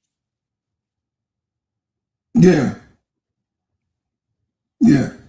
So I Genesis, suggest you go back and look. wait. Genesis 5 verse 2 would say male and female created he, then called their name Adam. So that would Right. suggest that they were created at the same time. Genesis 26 No, and Yeah. 27. no, And that no. Like I said, I know what you said, and it's wrong. And that would correspond with Genesis 1:26 and 1:27, where he created in our image. no, you didn't hear what I said Notice because I said the male plurality. aspect first. Don't conflate. One at a time. Don't conflate. Don't conflate Yeah, what I'm saying. let's go to Genesis 5 verse 2. I said don't conflate what I said. I I know don't it was care where wrong. you You said the go. male I aspect was don't made care where you first go. I when it said was the made at male the same aspect is created first. Hold right, up. and Hold it's made up. at the same time. Hold up. Male and female created he them at the Do same you time. hear me, Jay? Oh, go ahead, Pastor. Hold up. Stop talking over each other. Y'all doing good, man. So, Jay, make your statement and let him make his statement, Yahoo, and then respond. No, I just said let's go to Genesis 5 verse 2, where it says that male and female were created at the same time, and both of their names were called Adam. So I would make the argument that Adam means mankind as a whole and not just an individual person, like the brother is suggesting. All right, go ahead, Yahawah. Answer. Okay, so like I said, Adam being the first blood human, the male aspect was created first. What is the masculine or male aspect of the image of God? Because the image of God was what? Male and female. So like I said, don't conflate or convolute what I'm saying, misrepresenting what I'm saying. And Adam is his name. The first man is Adam. I land there. I pull up and park right there.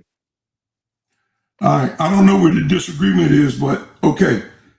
Let me move on to the next person. OLEE. Hey, shout out Apostle. How you doing? Yeah, shout out, brother. Shout out to the HOK. I'm Oli from the Titans Debate League. Shout out Debate League. I was just coming in to tell you there's a nice show going on. I had a question, then when they just started having that little, I lost it. But I think I can ask this question though. Kemet and the Meta Nature, that was before Hebrew. Is that, am I saying that? Is that right? That's what you're saying? Okay, that's okay. So when the Hebrews, Hebrew is a modern word. We formed our language out of it, so they calling it Hebrew as a modern term. Let me go next after that. Does it seem that Hebrew was formed out of Meta Nature? Do they have any similarities? Well, y'all, they say the hieroglyphics. Y'all just saying the Meta Nature. They say out of the hieroglyphics. Okay, I mean the same thing. When I said a particular doctrine or something. Oh, my bad. I was saying that because that's what they're saying. I meant the hieroglyphics. That's what I meant. Because when I do my readings, that's the ones that I read, the hieroglyphics on the wall. But I was saying Meta Nature because that's what they were.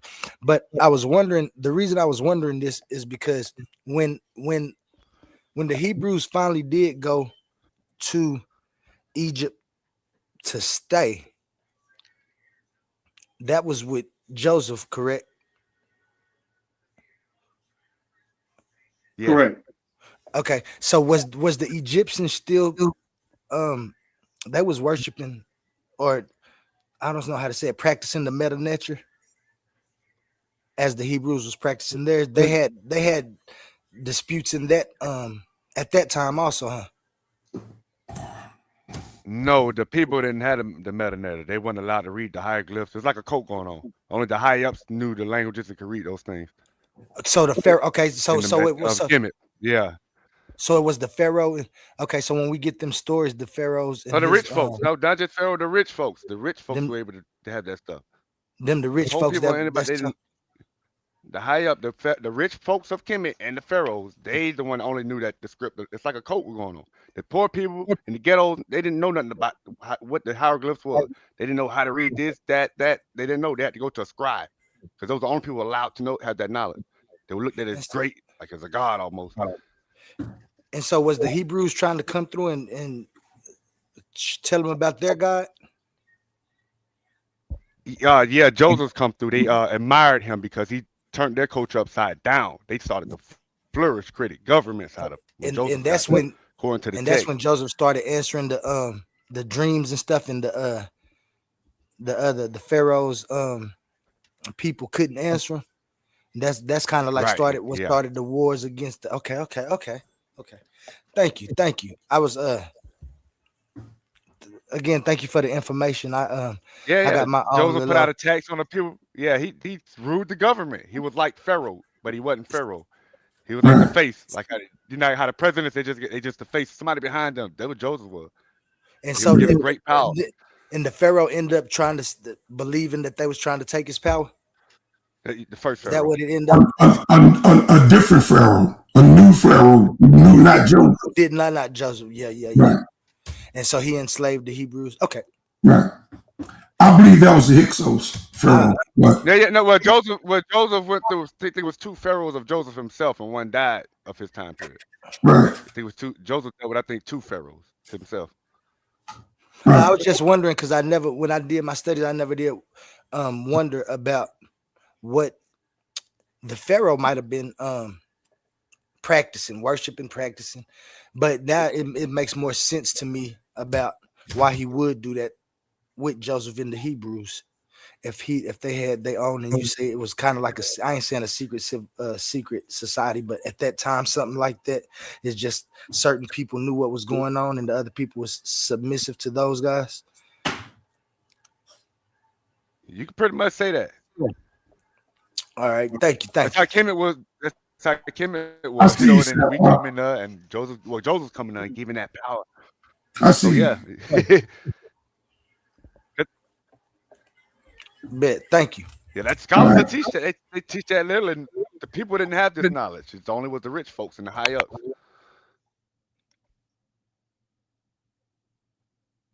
Okay. All right, I appreciate you, Apostle. Yeah, man. I'll land over there in that tree. All right.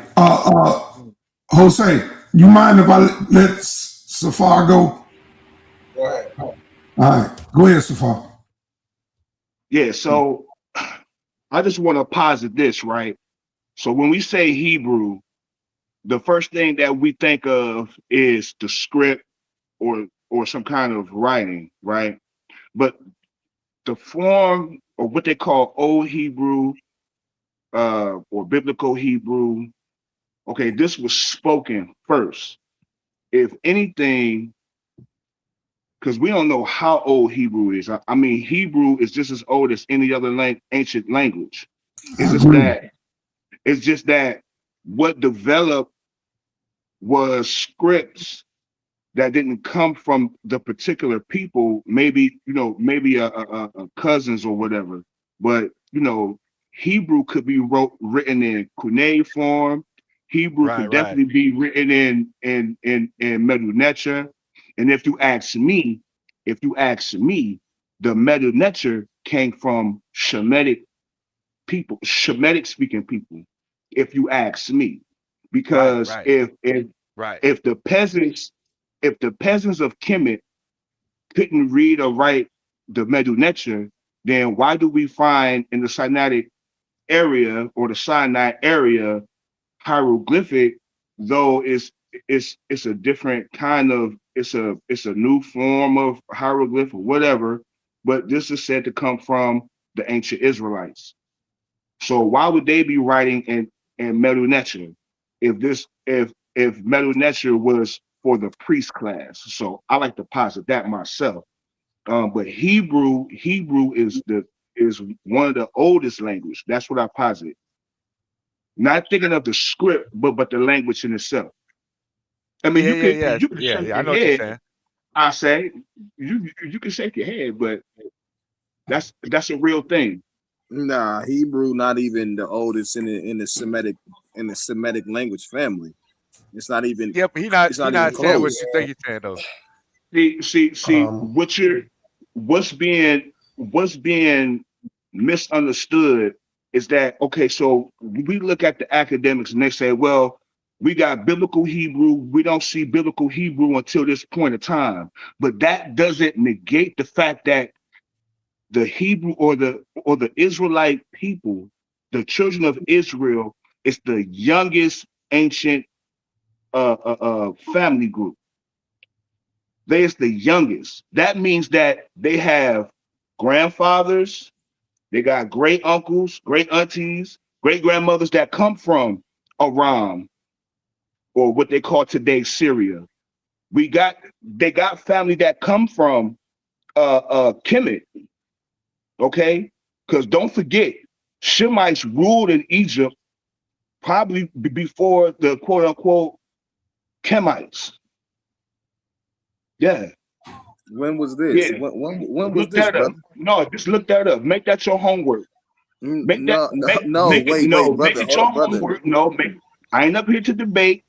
I'm just positing my thoughts. That's it. Wait till he's done, and then you can respond. One at a Yeah, time. so all I'm saying is make that your homework of the Shemitic rulers of Egypt and the oldest Shemitic rulers in Egypt. When you talk about the Hyksos, or it may be the Hyksos or the Hyksos or the Hikakasu or whatever, but yeah, make that your homework. I ain't coming here to debate. I ain't pulling up nothing. It ain't nothing, you know what I'm saying? Make that your homework. Debunk what I'm saying. That's it. That's it. And I'll park there. If I might add, Brother KOT did make an announcement that he debates, and he is looking to debate anybody that wants to refute his information. I believe that's what he said. Did you say that, KOT? That's right, Elder. You know. Well, there you go. That's a call out. Anybody on the platform, anybody in the chat, he said he's looking to debate. Stand up on his information. If you disagree, sign up. Yeah, Sign up. I mean, but it's not the brother KOT saying these things. And if he was, I would surely take the debate. But the thing about it, and somebody tried this little tactic before. When you bring information to brothers and you make statements that are rather obscure, like Shemitic people ruled in the Nile Valley before the people of the Nile Valley, which is craziness, right? When you make that, it's not my job to prove a point that you made. It's your job to source up your point, or else it just falls in the category of pseudoism and something that nobody has proven. I'm not going home to do your homework that you're supposed to provide to us, brother. That's not how that works. And I'm going to tell you, I've done a substantial amount of homework. There were some Semitic rulers there, yeah, but that comes later. You're talking about before the actual and the quote unquote Kemites, even though Kemites is that's not a term that's utilized in academia or scholarship. That's no way of identifying the people. Kemites. I don't know if you mean to say Hamites, but that's also not a way that they identify themselves. So like that culture was developed along the Nile. It's a Nile Valley culture. Right.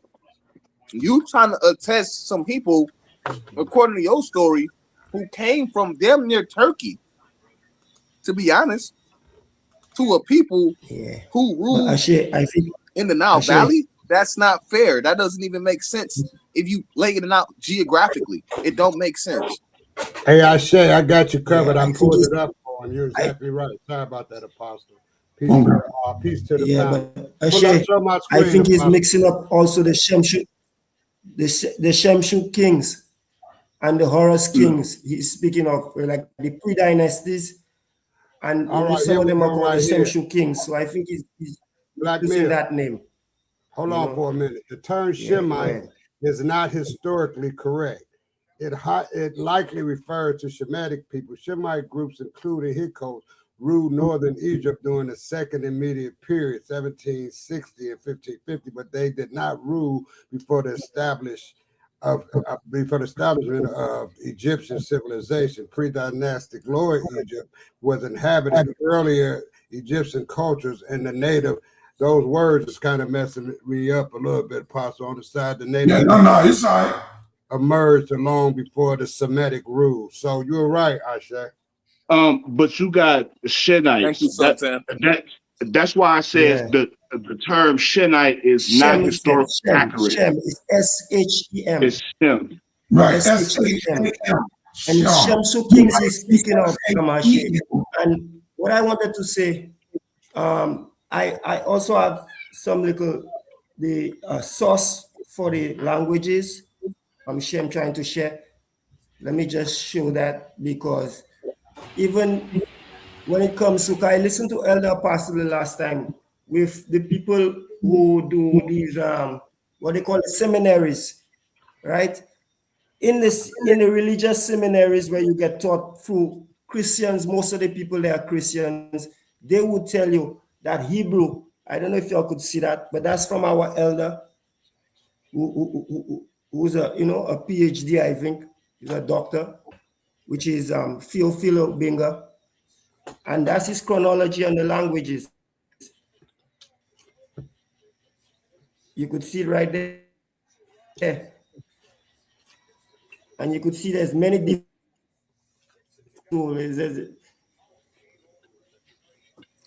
he has It's the whole chronology it's on the kind of languages flawed right that he there. started with the Demotic, but I respect it. Well, I can't see it. I can see it. You can't see it. Let me see if I could open on it like that.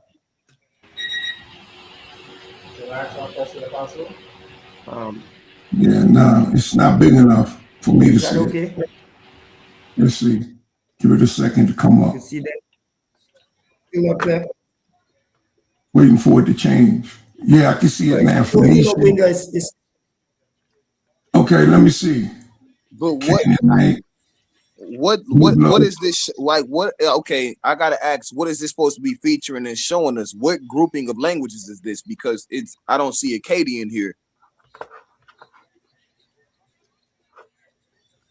Actually, I don't see any languages at all. I see scripts. What you might call I do. I see a lot of scripts. I see scripts. Exactly. Maybe this is trying to tie into the Gayez in a way. More scripts. No languages but scripts. No, well, the Gayez is in the bottom there. If you check the Gayez, the Gayez is right in the bottom where you're South talking Arabian about scripts. Aramaic. There's the South Arabian script. That's where the Ethiopian script. Yeah, what you getting at? What you getting at, Black Mill? And according to this, that's still the book is 35 BC. Right. There's no script before 35 BC. That's what it's saying. Yeah, that's what it's saying right there. That's what it's saying there, right there. I know in Sumer, they had script going back to 6,000 years. Yeah. 4,000. Yeah, about 4. I wouldn't say 6. You got like symbolism. No, I'm talking about go back to the year 4,000, which would be 6,000 years. If you go back to the year 4,000, you got to add these 2,000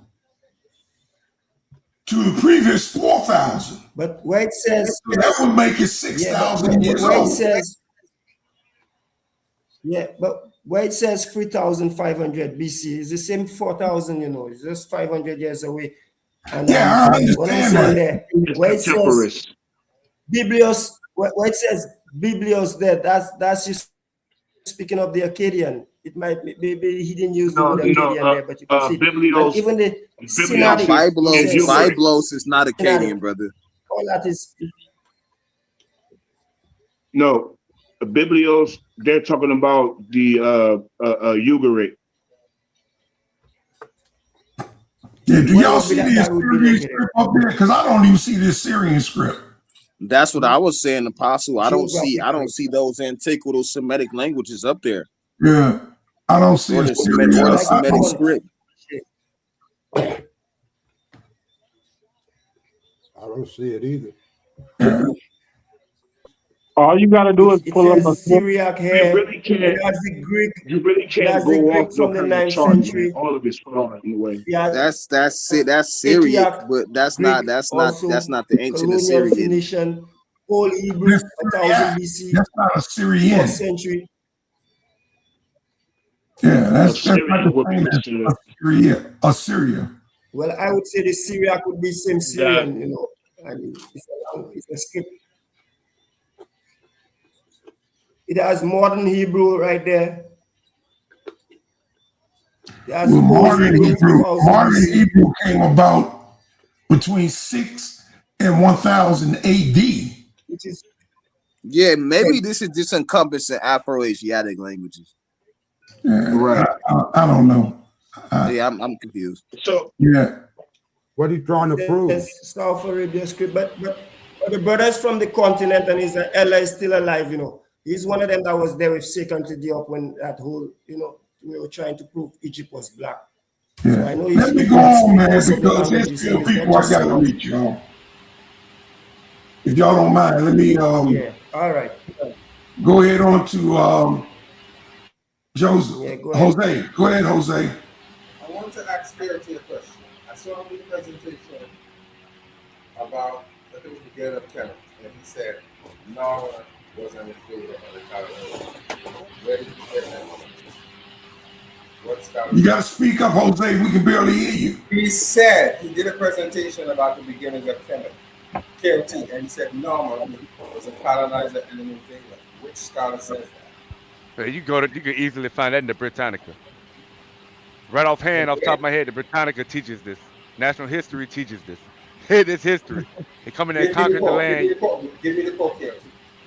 That Noah was a foreign invader. Give me a quote. Oh, you said foreign invader? You heard me say foreign invader? He is a foreign invader to the land because it's not his land. He went and Your mic kind of low, okay? Remember, the North and the South was fighting. He took over the land. Yeah, you need to bring your mic. Your mic ain't like my mic, man. I can set my mic up. Yeah, you need to bring your mic up. I don't think he understands when saying foreign invader. I'm not saying he came outside of Sumer or anything, if that's what you're implying. I'm saying he is not originally from that civilization that was there. He came and conquered. He's from Africa, but he conquered that land. True. Let him finish. But scholars are trying to teach you. Don't interrupt him. Go ahead. But let him finish. He can go ahead. Say what he want to say. No, the scholarship tells you he came from the southern part of Canada. He was not from anywhere outside of Canada. And how we know this? Well, you know how to map it up north, south. And how we know this is because upper and lower. It's opposite. He came in with 4 standard bearers. That's how we know that he was already the ruler. He came in before. He came in before with 4 supports unknown. We had him already. If you look at the normal palette, that is what those symbols represent. So he was not a foreigner. He didn't come in on a foreign planet. You do realize that, right? Are you hearing me? I really can't hear you, breaking up a little bit. But what did you say? Norman didn't conquer the land. No, he's not a foreigner because he came in with 4 gnomes already. Those when you see the guys carrying those standards, those are Kemetic standards. But Joey, that doesn't make any sense because those norms are autonomous. He's making a totally argument. Yeah, they're not homogenous. They're all autonomous city states, right? So when the brother's actually correct in this instance, Joey. When Narmer makes his way up from Tassamay from the south into the north into the north.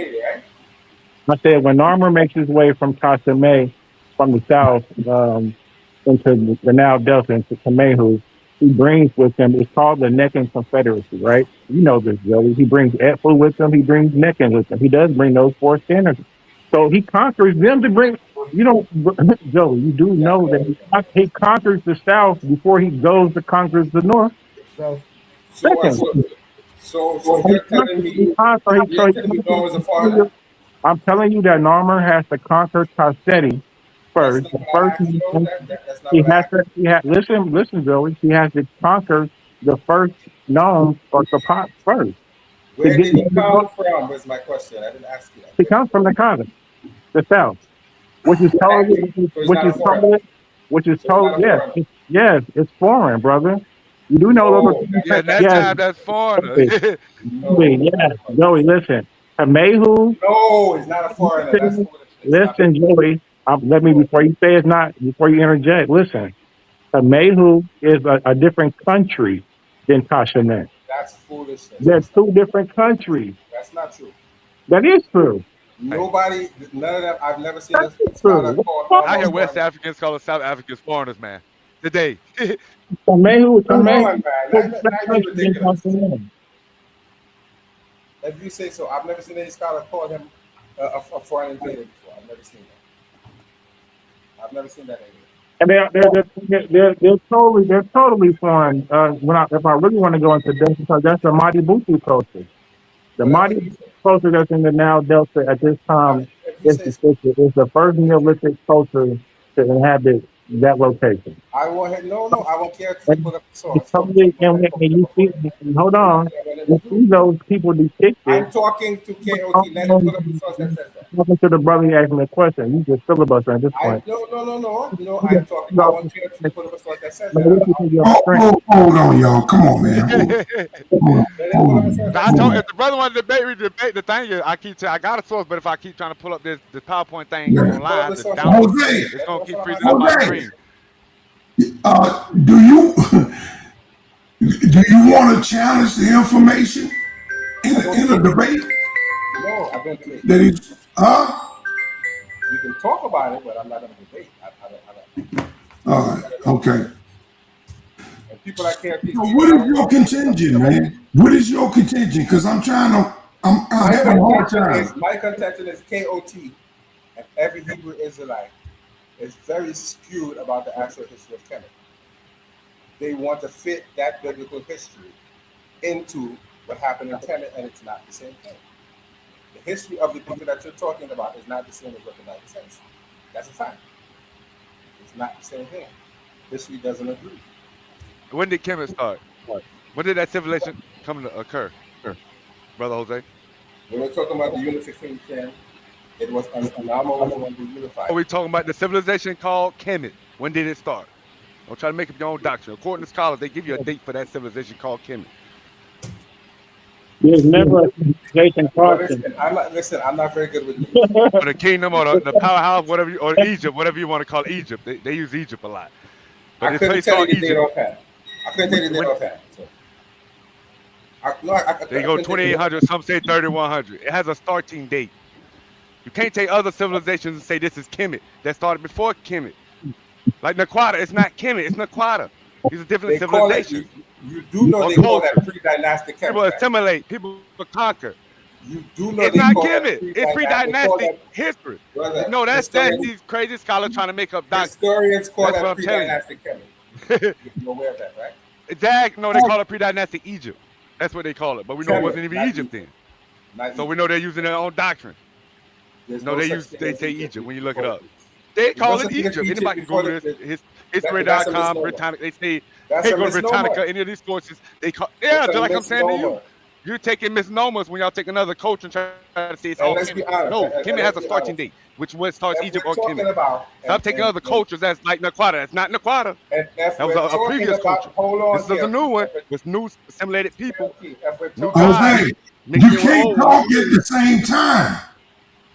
So he can go ahead and go because he really don't want to agree with I'm a Hebrew Israelite, so he needs something to disagree with. If we're talking about the term Kemet, the whole country wasn't known that initially that wasn't the name of the whole country. That wasn't the name of the this whole argument gonna be a misnomer then, because we're gonna keep talking about this misnomer words. No, I know that. That's what I'm telling you. And I know they wasn't Naquata either. I know they borrowed from Naquata. I know they borrowed from Mesopotamia. Conversation. I know Norman conquered. History teaches. He asked for a date. I got a date, Jose. Kemet, the ancient Egyptian name of the civilization, began around 3150 BC. Oh, it's gonna come up. Due time. And they call it a civilization also. It's up right now. I know, yeah, it's up. It's up. Kemet, the I don't have a problem with anything you just said. Kemet, the ancient Egyptian. Hold on, Jose. Kemet, the ancient Egyptian name for the civilization began around 3150 BC with the uniform Upper and Lower Egypt by the pharaoh Men's and Nama, according to conventional historical timeline. Okay. That's what he was asking for. That's what he got.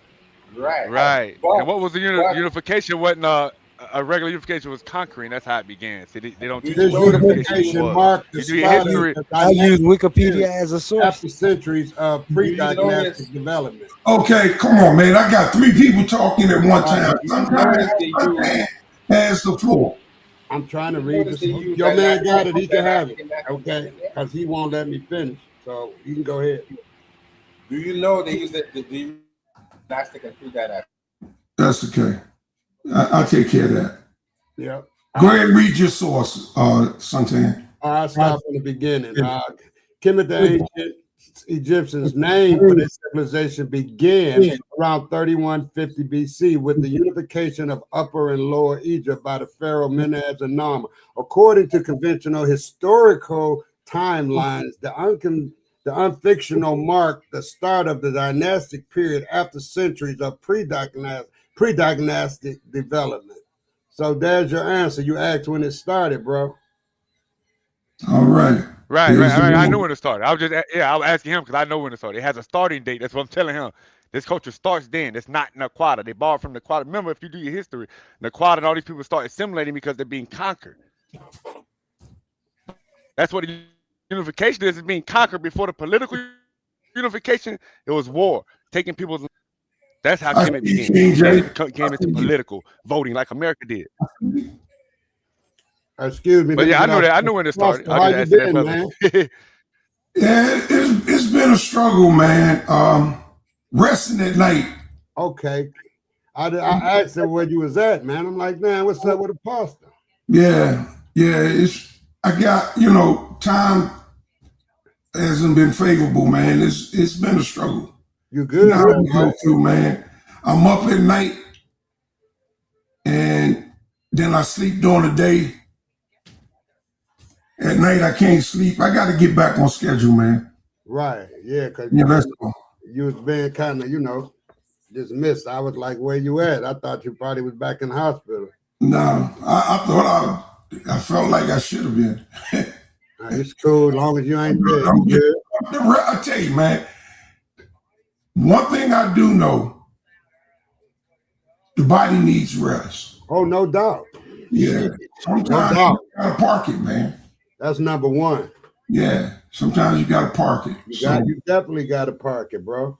Now you don't want to park it too much. You gotta park it though. Yeah, that's for sure. Especially at our age, Apostle. Our age, yeah. King J, you had your hand up?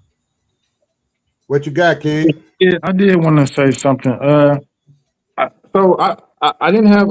I kind of agree with the brother in regards to what he was saying in regards to Narmer being more of a a conqueror than it's being more of a subjugation than a unification. If we do look at the Narmer palette, we see Narmer with the depicted.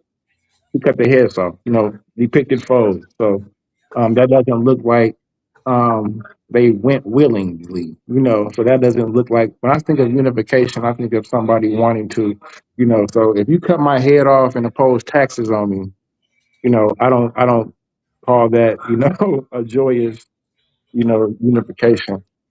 Before he went to the north, he actually did the same thing in the south. So what the brother asked about Kemet, right? So these are all noms, or these are all Sapots fighting amongst each other during this time period. There is no Kemet. To my knowledge, we don't get the 049 glyph. The 049 determinative until Abu Sibyl, I believe, 12th dynasty. We see the first 049 glyph, and probably is referenced into some sort of district or at least inhabited land. But it's later on. No, I would say there is no reference in the Old Kingdom at all. You're really going to have. That's why it's really good to familiarize yourself with the actual Sapots. You know what I mean? That actually helps. You can look at a lot of the different wars between the different nomarchs amongst the different Sapots, and they do have a lot of confederacies that um, from the Old Kingdom all the way up. So we do have the Neccan Confederacy, which is like Edfu, Neccan, Tasseti, those first 2, 3, 4 nomes. They kind of stick together.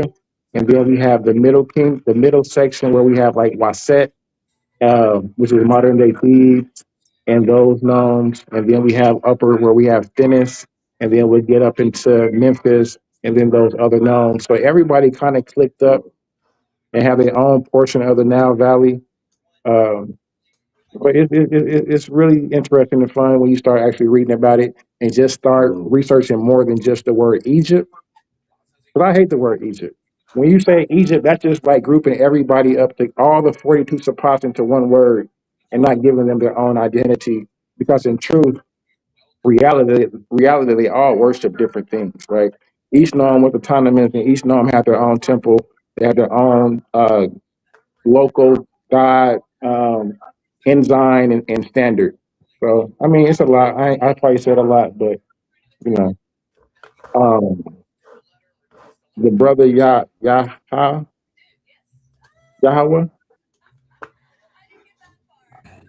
is he still on the panel? Yeah, I'm here, Yes, brother. ATO, I think. I agree with you, brother. I'm here, brother. So, brother, you want to smoke with in regards to the Proto-Sinaitic script and the origin in regards to the metanetter? Yeah, but I don't think you disagree with what I'm saying. I don't disagree with you. Okay. I think I don't know the argument my other brother making, cause you know what I'm saying, but I go into cause I deal with this before Adam history. I go back to 10,000, 20, 30,000 years, and they use If we certain talking words that then. we're So I got to constant go off of. contention, So you go back to Say that Sumer, again. right? Yeah, I go beyond Sumer when I'm dealing with sources because they go beyond Sumer. You know what I'm saying, dealing with Yeah. history. Okay. And they use certain words like Hamitic and stuff for certain regions at that time, way before the Bible. So that's what I'm saying. I have a Yeah. different argument that he will be making, which so is you he won't was use making the the term argument. Mine is Semitic and different. Hamitic if you're not talking biblical. Those are No, they biblical terms. use. I know outside of biblical scholars still use it for certain African regions. They still use these terms, even outside There's of been a biblical. lot of arguments that Sumer predated ancient Egypt. You know, it's just been those sort of, I didn't see a What? lot of Yeah, yeah, but why are you there's no step. coordinating? Why Go are ahead. you coordinating that? Why are you in Hebrew that are talking so much about Mesopotamia? That's what I was kind of thinking, King J. But you know, he got that knowledge, so hey, I No, you was don't have that thinking. knowledge, and that's what I want to kind of. If he asking for smoke, that's what I want to see what he's talking about because Okay. that's the pseudoism in his argument right there. Because I'm Yeah. asking him why is he dealing so much with Mesopotamia if he's a Hebrew? What's your A minute. Hold on That's for a minute. history. Go ahead. Y'all we're hold talking on about for a minute. Hebrew Hold history? on for a minute. Okay, Indigenous. Is that you calling me? Yeah, that's him. That's him, Apostle. Call me back. I didn't know that was you calling me. Call me back because normally your name comes up. I was just about to tell you he's trying to call you, but I Yeah, got cut off. yeah. Call me back. I didn't know that was you. When I just see Virginia and I don't see no name, Right. or a person I don't recognize, I ain't I don't picking up answer, either. man. Especially if I'm busy. Right. So call me back. I think that's Stacy. Whatever. I'm not sure. Call me back. I got you. Hello, Apostle and Brother Quilty. Who's that on the floor? Who got the floor? That's Black Mill. Yeah, what's up, Black Mill? Hold on, Lynn. What's up, Black Mill? Yeah, you should let Indigenous go, and since he's calling you, I'll hold on. Be patient. Okay, go ahead, Indigenous. Peace and love, everybody. Peace and love, everybody in the chat. Peace, Everybody on the panel. Peace, brother. I come up here on my birthday to, kind of straighten out some of the stuff that we've been talking about. The Hyksos, and Joseph, right? Me and Apostle agreed on that. You know what I'm saying? We were talking about that years ago. Now, Abraham was the first Hebrew to bring the Hebrew into what we call Israel today, right? So, Abraham was from Ur. He wasn't speaking Hebrew. But at the same time, we're mixing these words up. Now, when we talk about Joseph and the Hyksos, let's get back to, I heard KOT say that Joseph was the man behind the mask, behind the Pharaoh. He was pushing all the buttons. No, he wasn't. He was the Pharaoh's right-hand man. And what he also did was bring Jacob, and the Pharaoh gave him Goshen, the land of Goshen, some of the best lands in Egypt. Okay? And then he saved his wicked brothers that sold him into slavery, who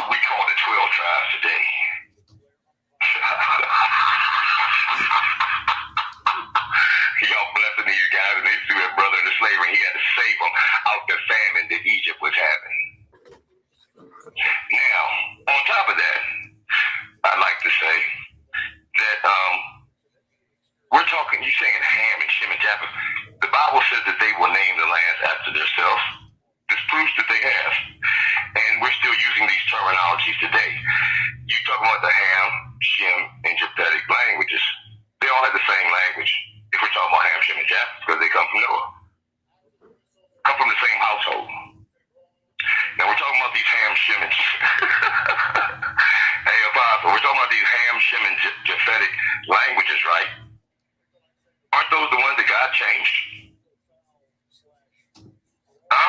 Don't Noah and Ham, Shem, I mean, am I lying? Because it says in the Bible that he changed their language after Noah, Ham, Shem, and Japheth. Yeah, he changed the language at the Tower of Babel. He confused the language.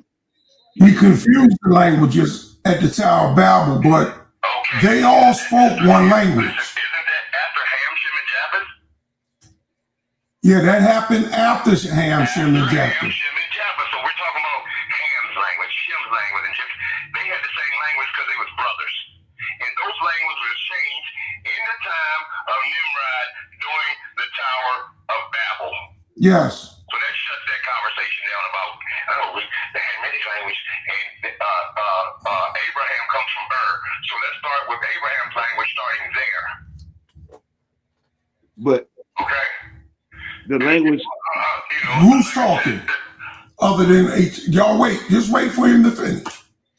Yeah, because like I said, the truth hurts. Because this will bust you to hear, and you can't get around it because this is what the Bible was telling you.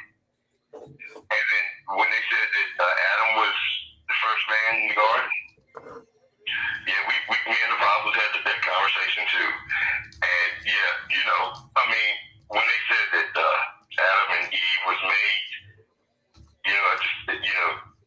we're making it sound like they were made together. No, they're speaking in past tense. Like I said on Apostle Show about 4 or 5 months ago, Apostle, they're speaking in past tense. God, the Bible speaking in past tense. That everything's been created in 7 days over, and they're talking in past tense. So yeah, I appreciate that, Apostle. I appreciate you letting me come up. I don't want to hold y'all up. I just wanted to straighten out some of these lies. And then one more thing. Naphtaliah's in Egypt. Naphtaliah is said to be 9,000 years old.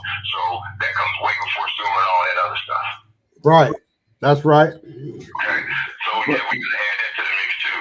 So we can't just give the Sumerians and those people over there all the the glory like we do the Greeks or the Egyptians.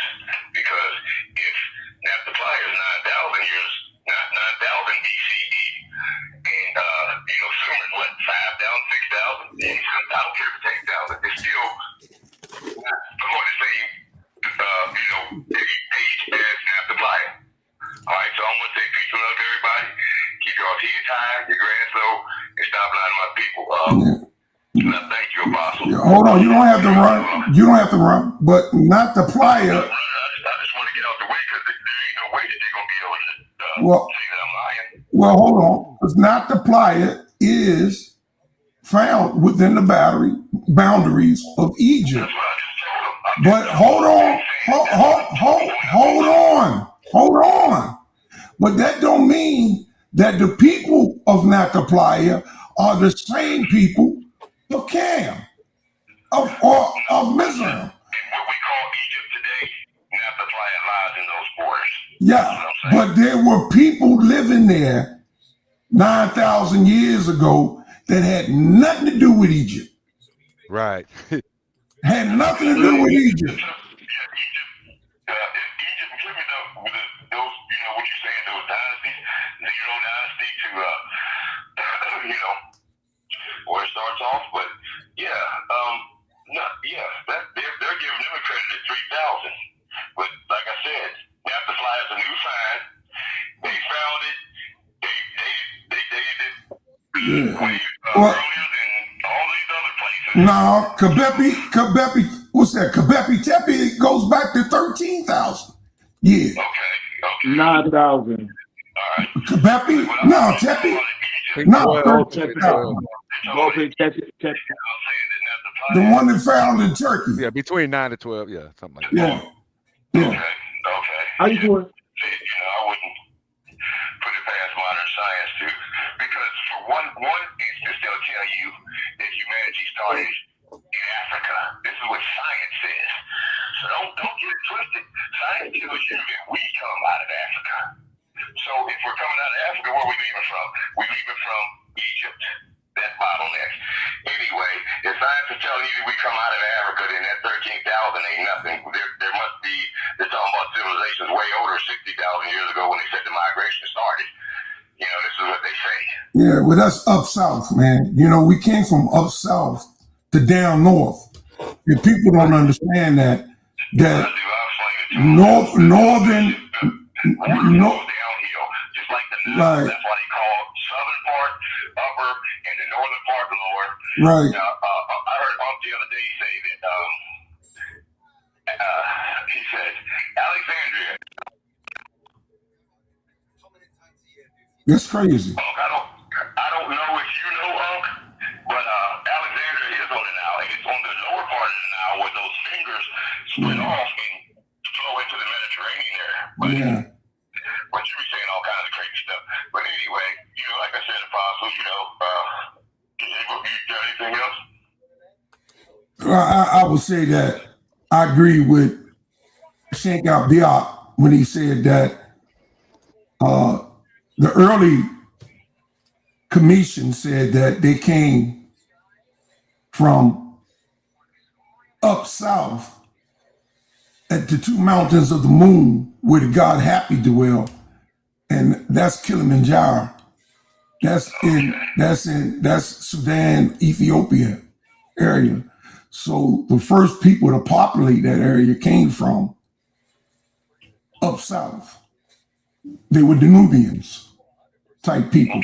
I'm not saying they were Nubians because I don't know if Nubia goes back 9,000 years, but their pyramids look like they the oldest damn things I've seen, because ain't one of them straight. Those was the first one to build a pyramid. Imhotep was his That's in Egypt. That's in Egypt. I'm talking about in Ethiopia. Oh, okay. The bent pyramid. You know, the ones that ain't straight. Speaking of Khartoum. Ask him this question, Elder. I got a question for him. Hold on, he got a question. Hold on. He has a question for you. Because I ain't really heard nothing he disagree with me, but besides I use a different terminology saying the face instead of the right hand man. That means the same thing to me. But do he believe Adam is the literal first man? And does he believe he dates back to 6,000 years ago? Good question.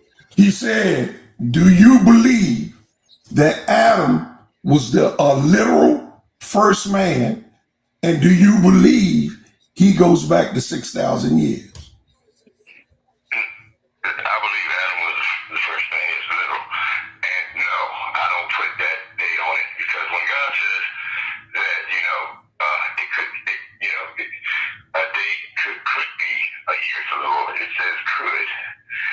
No, it says a day is as. It says a day is as. 1,000 years. So, 1,000 years is as a day. No, the day. It don't say could be. Right. It don't say could be. I said, to God, it could be a day is 1,000 years. Yeah, I'm just saying, but to God. It could be a day is 1,000,000 years. And it could be, but we don't know. And no man, like I said, this is where man messed up. They always try to add to to the scriptures. Yeah, so I'm saying what the scripture says. It says, to God, a day is as 1,000 years, and 1,000 years is as a day. That's what the scripture says. Right. That's correct. And I do believe that's one of those hidden gems that the Most High, very mystical, hidden gems that the Most High dropped, and very few catch on to it.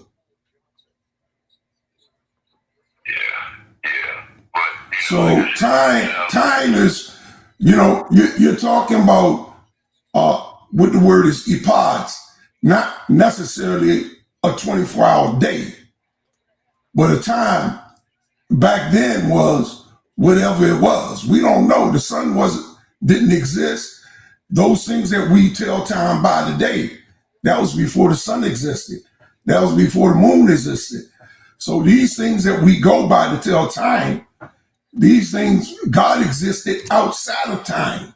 Things are man-made, yeah. Yeah, so Man-made classifications to, explain what it is that they're trying to explain. Yeah. They give it a name. They put a name on it, like Africa or America or Negro land or Ethiopia. But yeah, they put names on it. That's they classify. This is man-made. Can y'all still hear him? Yeah. We can hear it. Yeah. So but I don't agree with that 6,000 years, fam. No, I think it's we've been on the earth a lot longer than that. And like you say, with the pyramids found all over the place, and all these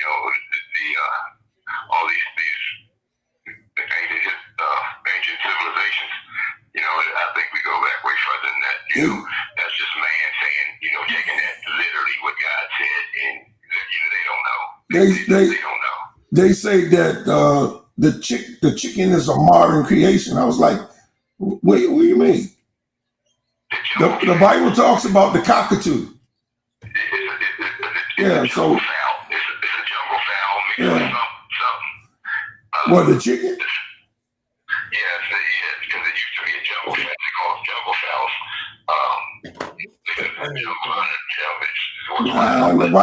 The Bible refers to it as a cockatoo.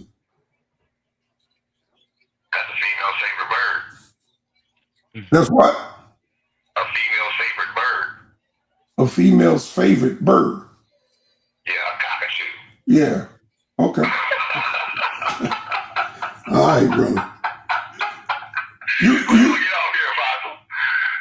Yeah, you cool. You got it, man. I'm giving it all back to you, brother.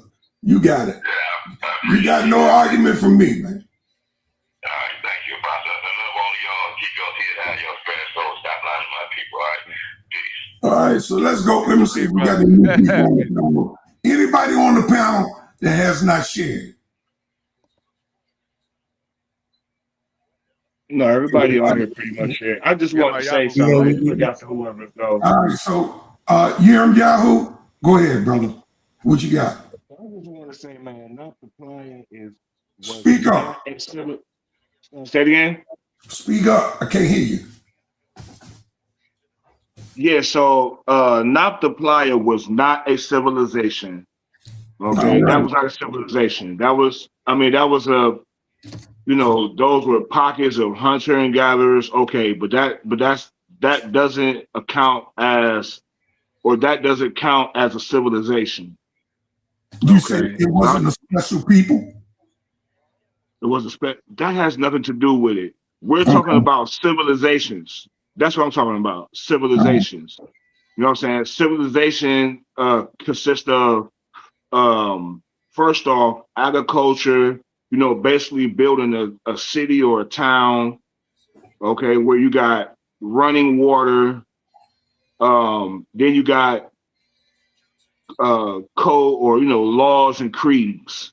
That's a civilization. Noptoplaya was not that. Gambit Tepe, that was not that. If anything, that looked more like a spiritual site, you know what I'm saying, where they was getting some kind of understanding. Another thing I wanted to say is that when we look at Gambit Tepe, if you ask me, this where Noah would have been, okay? And we see the say it again. I see. Okay, go ahead. Yeah. So, and then far as this whole 6,000 year thing. You're saying it's a Stonehenge. Yeah, you see what I'm saying? Like a civilization consists of a town, a town that has, they farming, they have like a water system, farming, what we see in the Nile Valley, what we see in the Levant. What I learned is that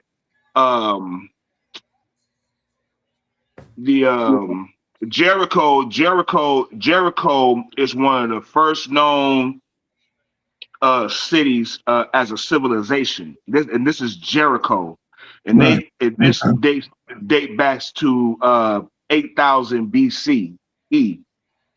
Okay, we don't see this type of thing going on in Nabta.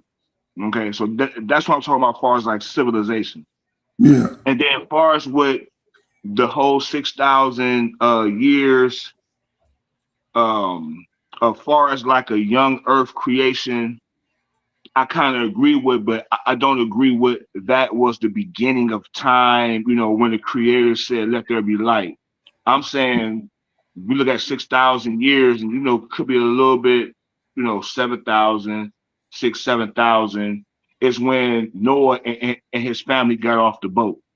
Okay, and this is where we see all not the playa, Galway Tepe, and then we go into, because when we look at Nakata 1, Nakata 2, that's Bronze Age. Think about this. Neolithic period basically means the Stone Age. And what comes after the Stone Age? The Bronze Age. We have no history of no 30,000, 40,000, 100,000 years. We have zero. And when we start to go into you know, all these thousands of years, this is coming from radiocarbon 14 dating. That can only go back to 70,000. After 70,000 years, they don't. Okay, so if we do radiocarbon 12 dating, we'll get a much younger Earth. Reason being is because we're looking at the helium. Okay, so it was a lot that was said, man. I really just wanted to touch on I wanted to go back to where we was talking about the language of the Middle East or the Near East, you know, from Egypt to Sumer, all of it is considered a Afro-Asiatic language. Well, not necessarily Sumer, you know, really like Akkadian, and you know, between, but you know, Sumer, that was the world leading empire or whatever at that time. But I just wanted to say that. Oh, and what Indigenous said, as far as the languages being changed, the languages wasn't changed; it was just confused. Okay, and in that we can see where it was confused. And Sumer is considered an isolate language. It's an agglutinative language. It has no syllables. It's a agglutinative. And that's it. I park my car there. All right. Anybody else? Anything they want to share? Yeah, Apostle, I still wanted to ask you and the presenter, you know, some questions. Go ahead. Yeah, even just on the geography again, you know, coming back to the land, and even some of the places, like for instance, the name Egypt is, would you all say it has different meanings in the scripture according to the context it's being used? Yes. Yes. Hey, real quick, I'm about to get ready to go down. Peace and blessings, Torah, Apostle, for letting me on. Shout out to the HOK Debate Coliseum. Of course, New Torah Movement in the building, KOT. It's always good to see you, brother, and putting in some work. And to the rest of the panels, peace and blessings. Shalom, Baraka. Peace. Baraka. Peace and blessings. Shalom. Yahawah. Hallelujah. Yahawah. Hallelujah. Kwam Yasharala. Thank you, brother. Yahawah. Did you get that question, KOT? I said yes. I said yes. Real quick, I got a question for you. Give me your location for the Arabs Chaldean. Did you understand the question, KLT? No, what he said? Abraham is from the of the Chaldeans, correct? Yes. Could you give me that location? In the Mesopotamian region. What do you mean? Wait, north or south? I think it's southern. You can pull up the Southern. map and put it on the screen. Would you debate that? Debate what? The origin, a southern location or a northern location. I'm willing to argue a northern location. The debate the original origin. Now what you mean? The origin. So I'm I get what you're arguing. saying. So if Is there Abraham is more from than one the, Ur is what you're saying? are you There's familiar? more than Ur, but there's two different Chaldeans. Yeah, he might not be familiar enough with the argument to debate it. So, Yeah, Chaldean Yeah, I'm is not about to, I don't know I don't know what you're arguing about. That's what I'm saying. right. you don't understand the question? Abraham is from the Ur of Chaldea, so I'm asking you where the geographical location is at. That's all. If you're arguing Yeah. a southern location, then I'm No, arguing I'm a just going northern. off the top of my head. Now, if I go to my information, it's going to give me a particular inside of my PowerPoints. That's what I'm saying. I'm just going off the top of my head. So you don't know off That's why I top. say Mesopotamian region.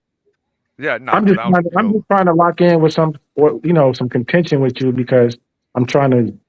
I didn't even get a chance to hear. Yeah, you see, talk. yeah, you got to be something I would debate about. You know what I'm saying? If I'm going to argue the region was this part in the north before, they saying it's over in the south, that's not an argument I'm going to make because I know that What's this something said that. that That you ain't no flip will, argument to me. what's something that you will Go ahead. argue?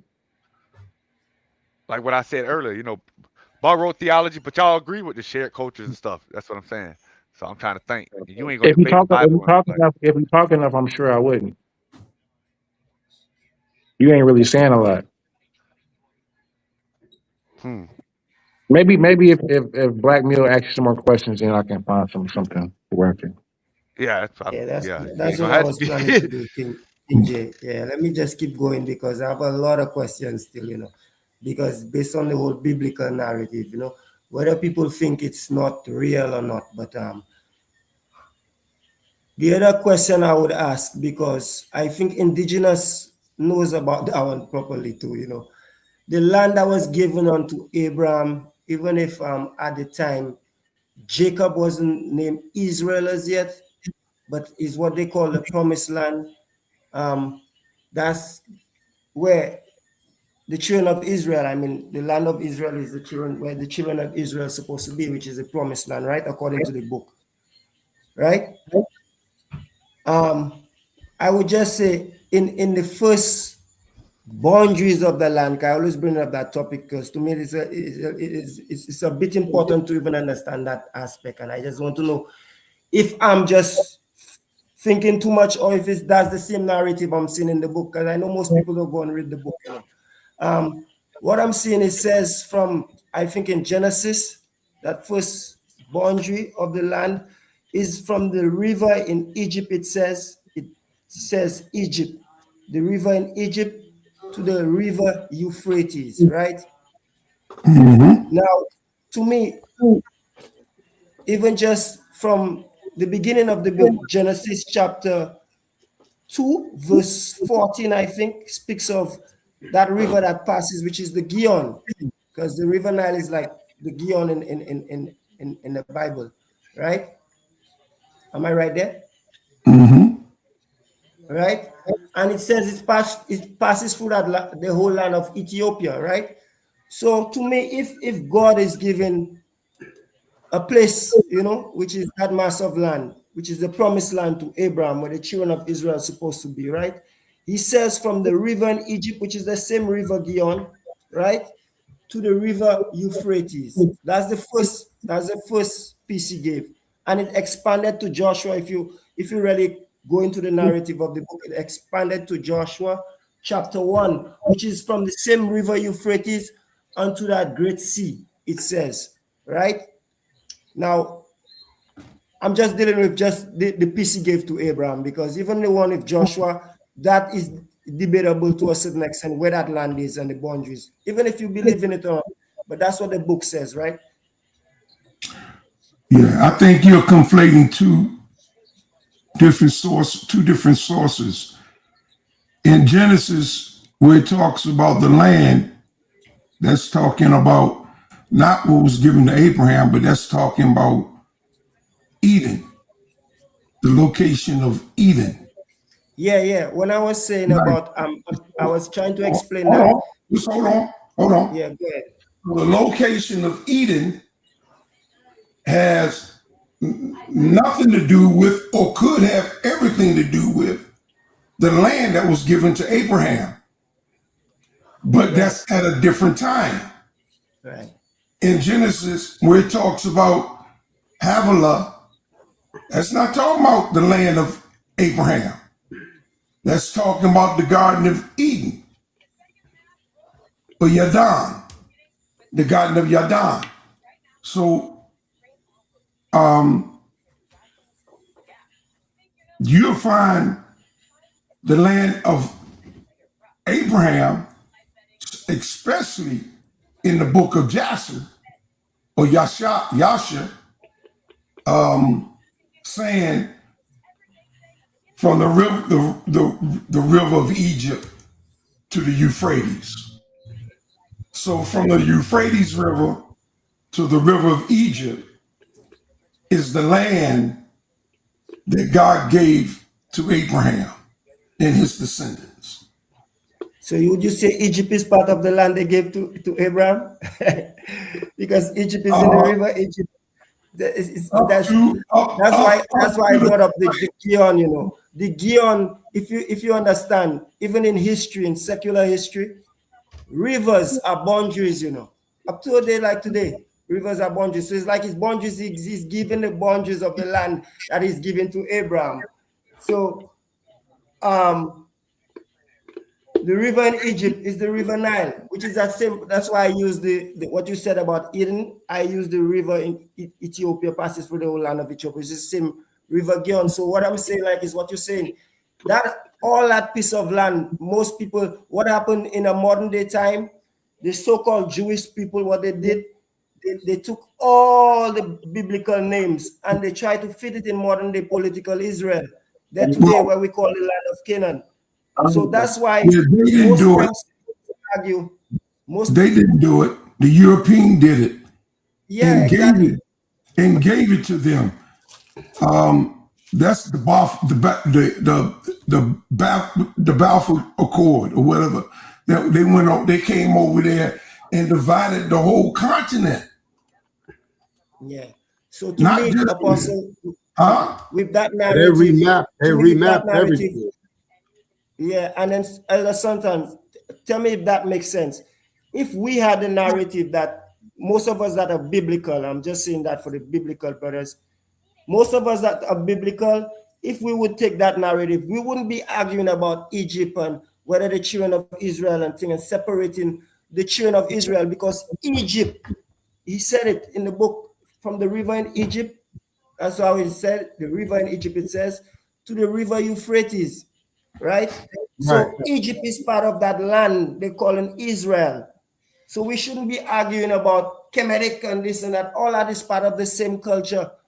But because we are reading the book with an understanding of the Hamites, we're going lower down with the whole Hamites and well, it's a little higher up from Abraham. But what I'm saying, if you take it from the Ethiopia point, which is the same river Gion, that's where God, if you have to use like an identity for the God in the Bible, the first mentioned place that is a place today, even if it's not modern day Ethiopia, but the name Ethiopia confines to all Sudan and all these places. So God was really doing his creation with Adam and Eve in that same mass of land.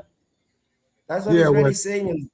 Generally speaking, I would say you got a point, but as people are deifying, as they deify their beliefs, and the people themselves, they take on their own, identity, and they name things. They have a tendency to name things of their own. So I couldn't I could say you're right because it makes sense. However, you have to be in that sort of you have to be living in that environment to be able to make that sort of blanket statement. That's all. Yeah, well, it's just according to what the book is saying, you know, because Apostle is right there, the brother's right there. And they could tell me if I'm wrong about what I'm saying, because all that is the whole biblical narrative is in that whole area that we were speaking of. Black River Euphrates and the river in Egypt. Black Neil, you gotta understand. Can I say something to you real quick? You gotta understand this.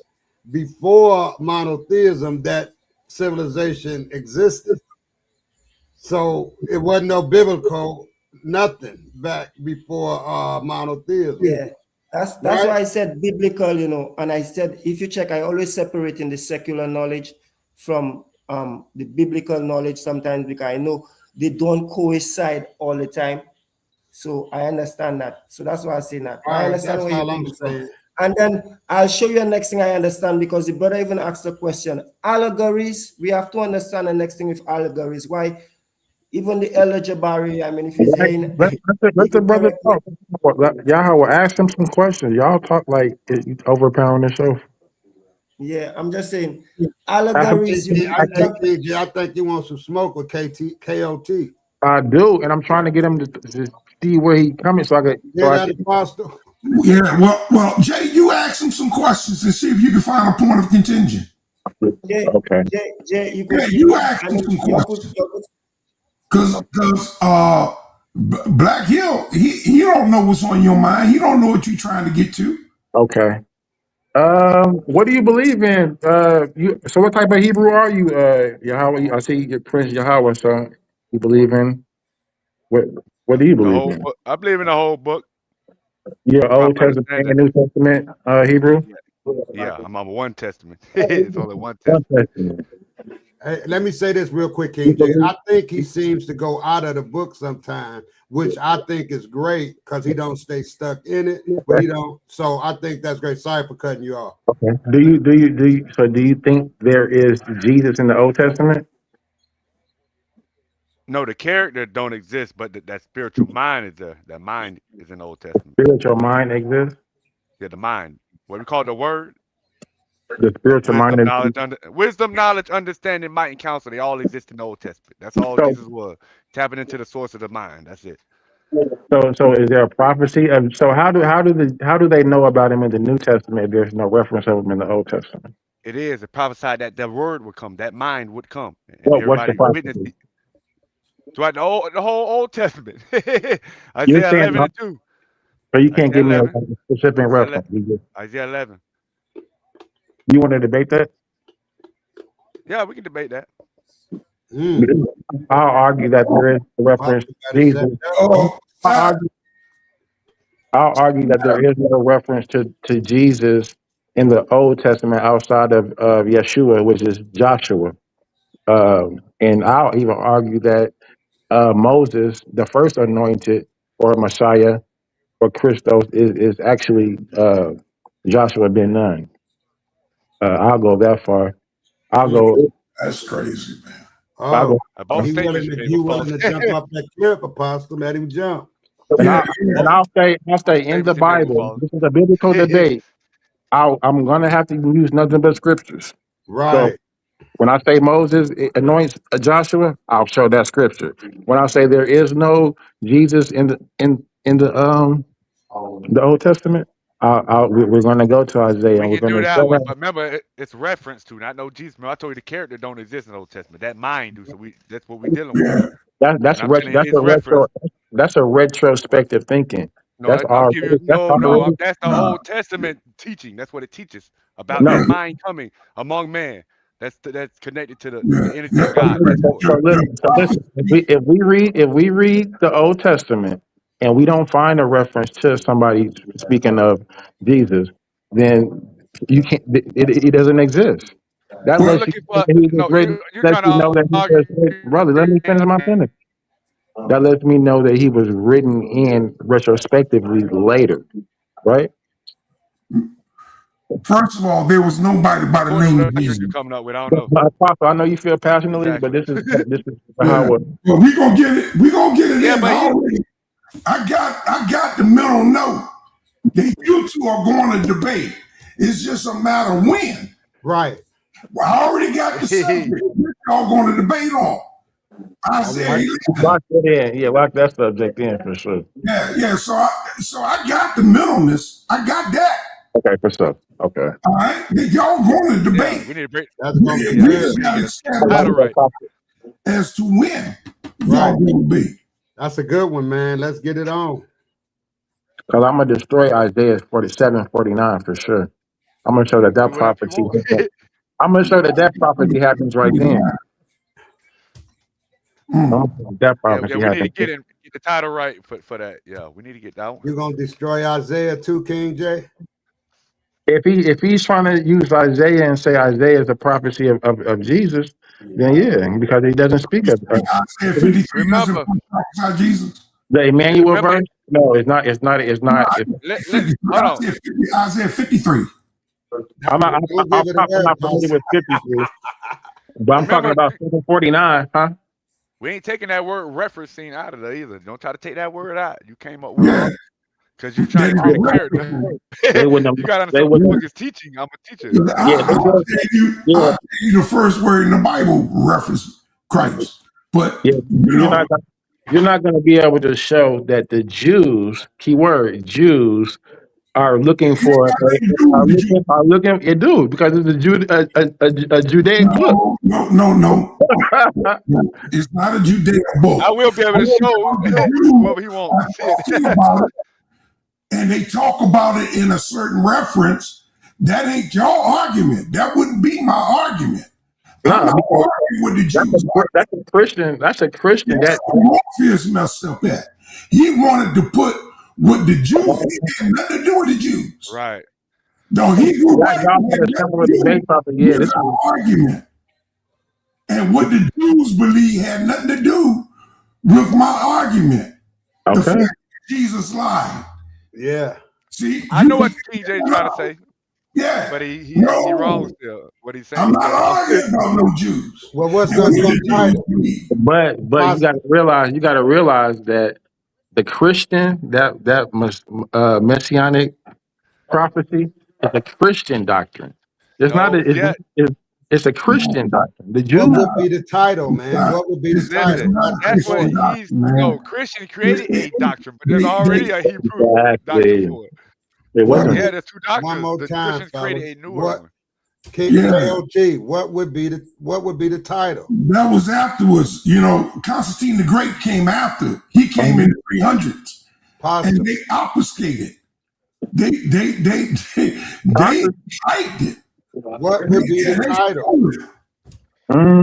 Y'all got to come up with a title, dude. Does Jesus exist in the Old Testament? You said what now? Does Jesus exist in the Old Testament? That ain't the argument. Is Jesus referenced in the Old Testament? Yeah, there you go. That's the argument.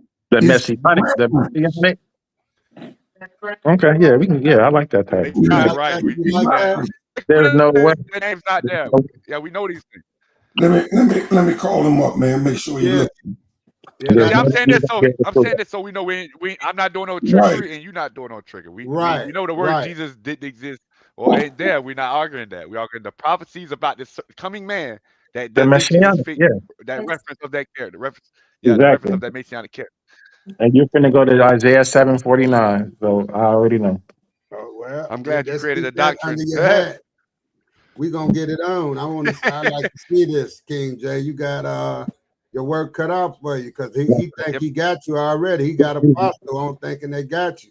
Yeah, because he has a doctrine created for himself that he thinks I'm gonna come with, which is incorrect. What's your schedule looking like? Say that again, brother. What's your schedule looking like? I can't hear so you. Far, I'm good at 8 o'clock so far. Like on Saturdays. You want to debate tonight?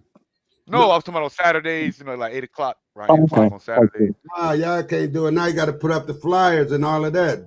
We need at least 2 to 3 weeks for those. Yeah, a couple of weeks. But I'm saying on a Saturday or something.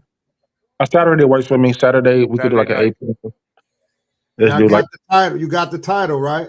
let's do 3 weeks from now. Apostle, you got the title?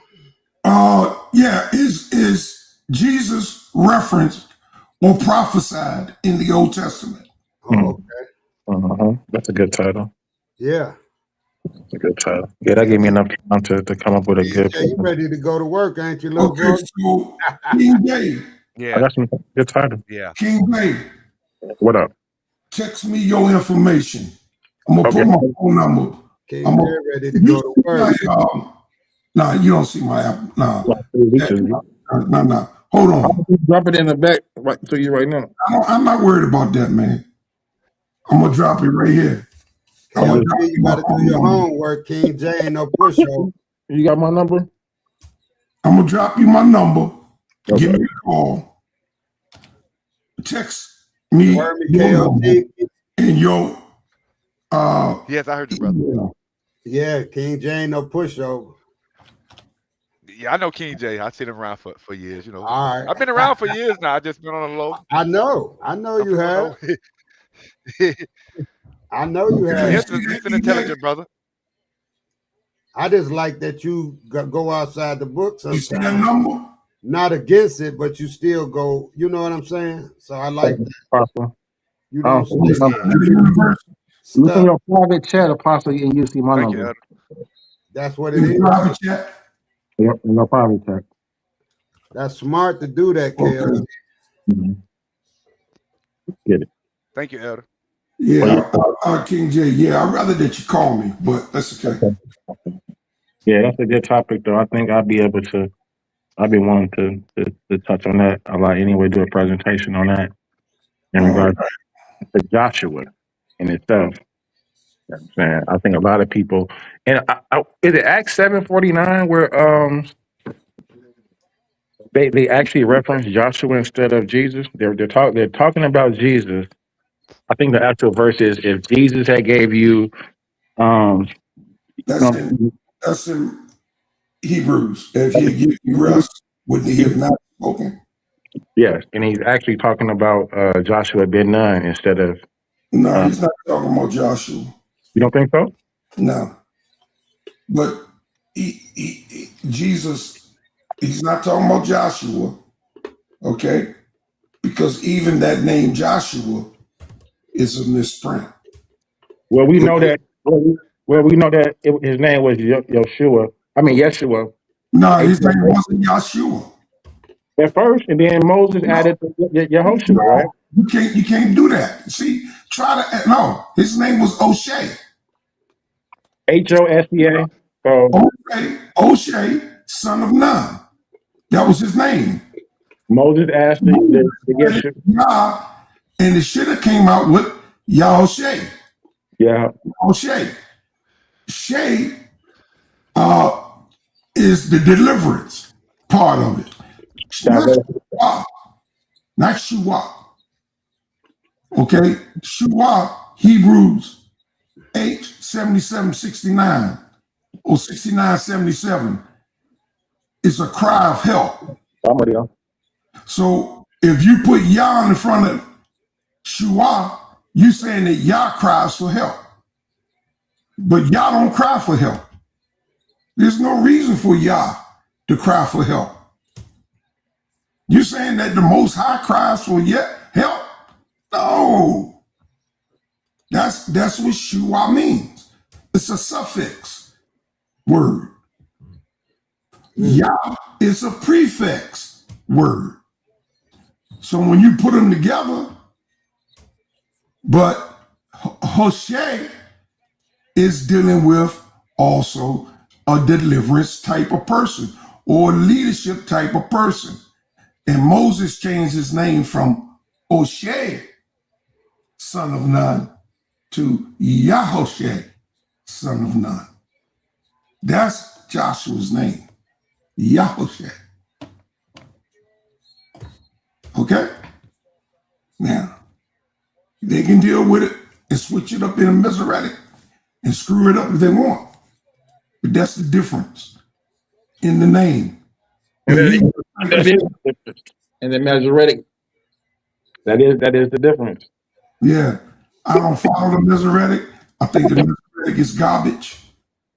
It's I don't like it. It's a mixed language of Hebrew, Jewish, and Hebrew, German, Jewish, modern German dialect. Oh, so you're saying the Masoretic is Yiddish? It's not Yiddish, but it has Yiddish words. Not Yiddish alphabet, but it has Yiddish words. Yeah, Yiddish vowels, right? The long A, yeah. The long, yeah. So we don't have long vowels. right. We don't have no long letters. All our letters are short letters. Short sound. No loud sounds in our alphabet. None. So that cuts out Aleph. That cuts out.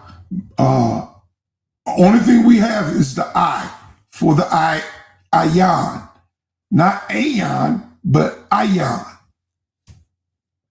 It's the I for the eyeball. But we got that. Y'all debate is he referenced or prophesied in the Old Testament? Right. You're going to get murdered, Jay. The brother's taking the affirmative, so he's going to have to actually show that he is prophesied and show that actual. You're saying he's not. So, yeah. Easy. That's easy.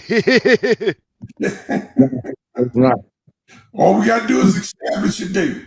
Let me get Si on the phone, man. What the hell's going on, Si? He watching the Knicks. The Knicks on. The Knicks on? Yeah, it's 86-96. The Knicks winning, so I know Si happy.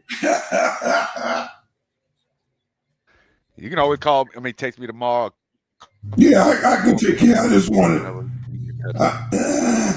That's why you be watching the show, man. We could do like a May 15th if that works good for you. Check it out. Well, yeah, we already know this. You know what I'm saying? You got my number, and so I'm gonna jump off. I got some. All right. We got. Right, peace, King Jay. Who else is still here? Love.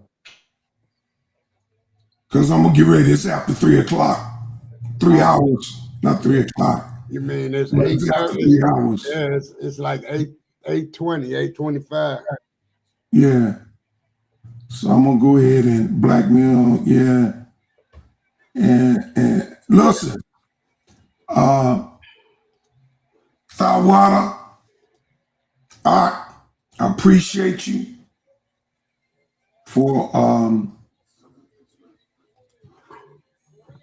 accepting my invitation to come and spend this time with me and the rest of the brothers, as well. Spend the time with the chat, dropping those jewels of information like you did. So, Suntan, in closing, you got anything you'd like to share? No, I just like to say I'm waiting on that debate, man. I like to see if brothers get in. You know, Apostle, I don't claim to be the smartest man in the room. I like to look around and be quiet a lot and learn and do the fact checking, right? So when these debates come up, I'll be picking up my little gems out of them. You know what I mean? Right. Just like yours. You did Morpheus the right way because he didn't prove what he said he proved. Right. You know, that's just my take on it. You know. Oh, he didn't. If he could have proved that, he would have got a Nobel Peace Prize, right? Yeah. That's what I think. So, you know, even though he's, you know, smart, I want to leave you with this one, though, Apostle, and I know you're going to agree. You can KOT, I agree, too. He said he took it from the wise and the pertinent and did what? He revealed it to babes. Revealed it to the wave. That's right. Hallelujah. You know, so you can't be too smart. You think he made the wise a fool in his, you know, thought they go to hell. So, you know, with that said, man, peace to the brothers and KOT. Like I say, Jay a reader. So y'all, that's gonna be good. Yeah. Yeah, Black Mill, what you got, man? Black Mill that went to sleep. Yeah. Oh, there you go. No. Yeah, what you got? You're closing, man. Yeah, I just wanted to say give thanks to the presentation again, for all the information, knowledge, and information. And like Elder Sundan said, maybe a couple of days ago, if I'm right, it wasn't yesterday. Sometimes it's about just building to, you see, like a brother came and make the presentation, and then we're trying to find some challenge or something. Sometimes it's just good to, you just reason, and if you have questions, you ask questions. It don't always has to be a wrestling match, Right. So sometimes we could do some building too. So just give thanks to the information. That's why even Indigenous came in and called, because he seen he had something to add to the conversation, Yeah. So yeah, respect. Yeah, that's right. A lot of people look for gotcha moments, man. Right. So I don't really like that. That's my contention with people. But now, I keep it to myself. I don't attack people. But when they out in that chat, Pastor, it just like I know it. They call me and you all kinds of this, that. But the thing about it, man, we are adversaries, right? We are supposed to be allies, right? We're building. So that's my whole contention right there with people with that pseudo mess and all that. Some people are on here to be trickery and do trickery. Right. So I'll leave it there, man. I just they always trying to set you up. Yeah, gotcha moment. Right, for a gotcha moment. And when they talk about my age, right, I just tell them you'd be fortunate enough to get to my age. There you go. Because look, all my friends are dead. I'm telling you, and you hear people say this all the time. They say dead or in jail. No, they ain't in jail. Right. All my friends of my youth are dead. Right. Every single one of them are dead. I mean, like I said, man, it's up to us to build. Yeah. Hey, I want to leave y'all with this. If you find you the smartest person in the room, I think you should leave out that room and go into a room where you're not the smart. Hey, you need to get out of there because you can't grow. If you're the smartest in there, you're just gonna dumb down. But it's a lot of people like to stay in there and bully around with what they know. Right. And that ain't what that's about, man. We a black culture that's been decimated by white supremacy, so we should stick together. So, I'm just not going to tell nobody what to do. I can make a suggestion and that's it. But we not our own adversaries. We just make ourselves that, Yeah. There you go. Yeah. There you go, brother. KOT. Peace and blessings. What you got for us on your closing, man? I like to say peace and blessings, Elder Sanchez. Peace and blessings, Brother Blackmail. And thank you, Elder Apostles of Choir. Yes, sir. Hallelujah. And you asked me at the beginning did I have a scripture? And I told you to look for God. I told you he's in me and outside of me. But there is scriptures that point to this without me having to read the Bible. But I see these things in there. That's what connects me also. Like worship the Father in spirit and in truth. That's worship him in your mind. And you got to be truthful with yourself. And then the Bible teaches he is all things. All things is formed of him. The trees, the stars, the sun, the moon, the water, your flesh, everything, your spirit. So we're all connected to him in a way. That's why it's something called the Holy Spirit, which is a separate mind. So we want to be all of one mind of this world, thinking the same, doing all evil together. That separate mind connects us where we can change things. We don't follow along with the wickedness. We can make things righteous. That's a separate mind. The Holy Spirit is a separate spirit. That's a separate mind. And like my brother Elder Sanchez, he says, I go outside of the Bible. The scriptures teach, study thyself to be approved. The book is a study book. We're not supposed to worship the book. It's a study book. It's teaching study the book. You're not supposed to worship every scripture or worship the book itself. You get the wisdom from it, the knowledge and understanding. And they point to truth. And if you can coincide with it, this is true of the ancestors, that great wisdom that we received, that the world wants, that they conquered us to take it. Yeah. But hallelujah. And peace and blessings to the chat. Peace and blessings to the family out there. Yep, I want to see y'all get it in, man. I'm neutral now. I'm just learning I'm neutral. I'm gonna be honest. I ain't neutral. I ain't mad at you. Shit, at least you being honest. I'm neutral. I'm standing up for my brother. I'm encouraging my brother, and I'm hoping my brother busts his head. But I will admit who won. Nah, I ain't that neutral. I'm gonna tell it like it is. Right.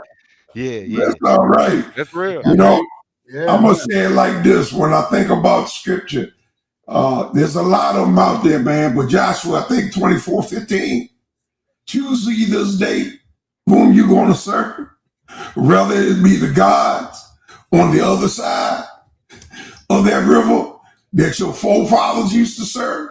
But Joshua said, but as for me and my house, I'm gonna serve the we're Lord. gonna serve the Lord. Yeah, I'm serving God. That's what I'm serving. I'm serving the Most High God until there's no breath in my body. And I can't say another word. That's when I draw my breath, suck it in. That's free will, Lord, baby. can rest in you. Yes, sir. And then y'all won't hear from me no more. You know what, Apostle? You may be gone. You may be absent in body, but you still be present in spirit. You know what I'm saying? Yeah. So you're not going nowhere. If we hear, and that's one thing, a problem I have with One West, when my captain be saying he hate and he don't like this person, this, you build your life on love, man, because once you gone, your spirit will carry on with love. But if you be mean and a bad brother, then they gonna forget about you. Your spirit won't be carried on. I believe in that. So while you here, do try to leave something here where somebody can think about you and bring you up with, love and happiness. You don't want nobody not gonna be thinking about you if you were full of hate and talking about what you hate and this and that. You know what I'm saying?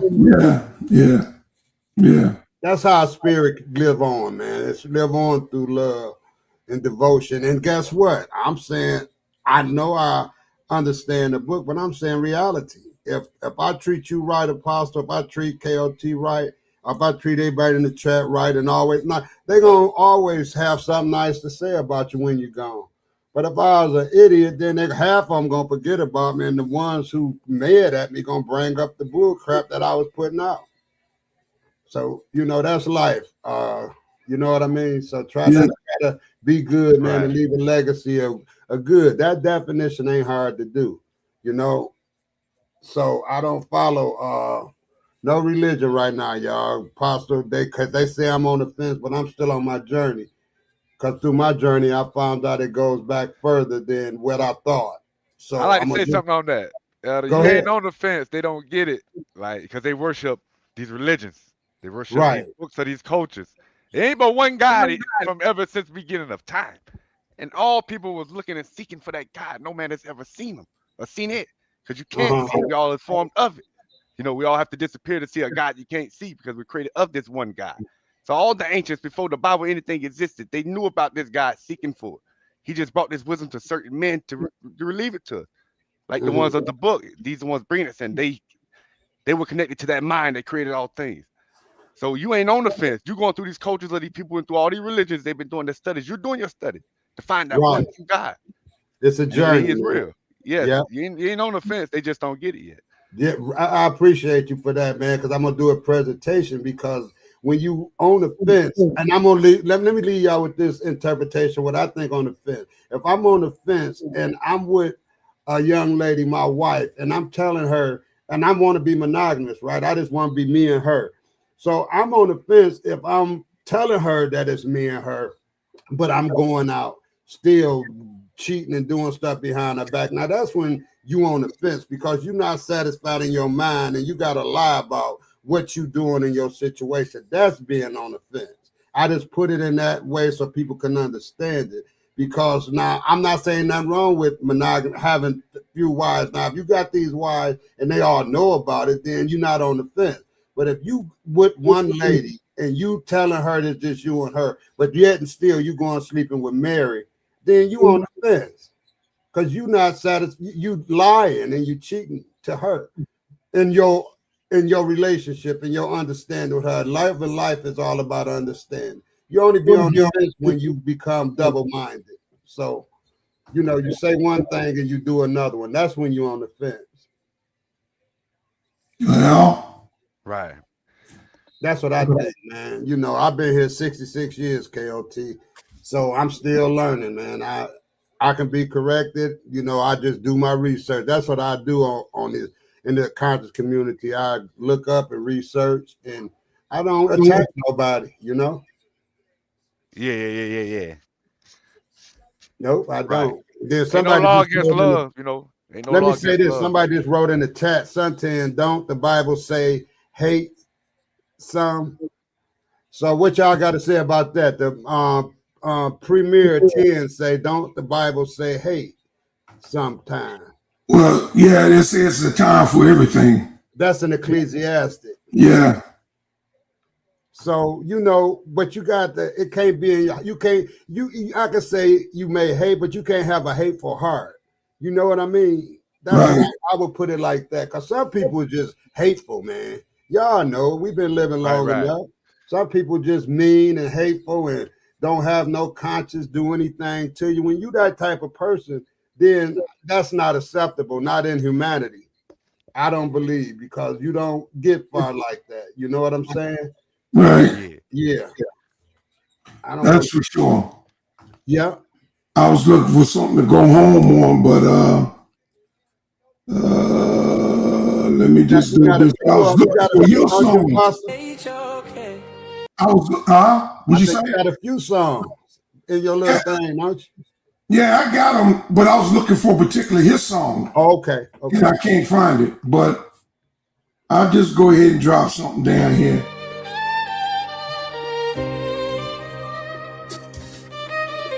Let me know when y'all hear it. I hear it. The toughest environment, the toughest environment, the toughest environment to be in.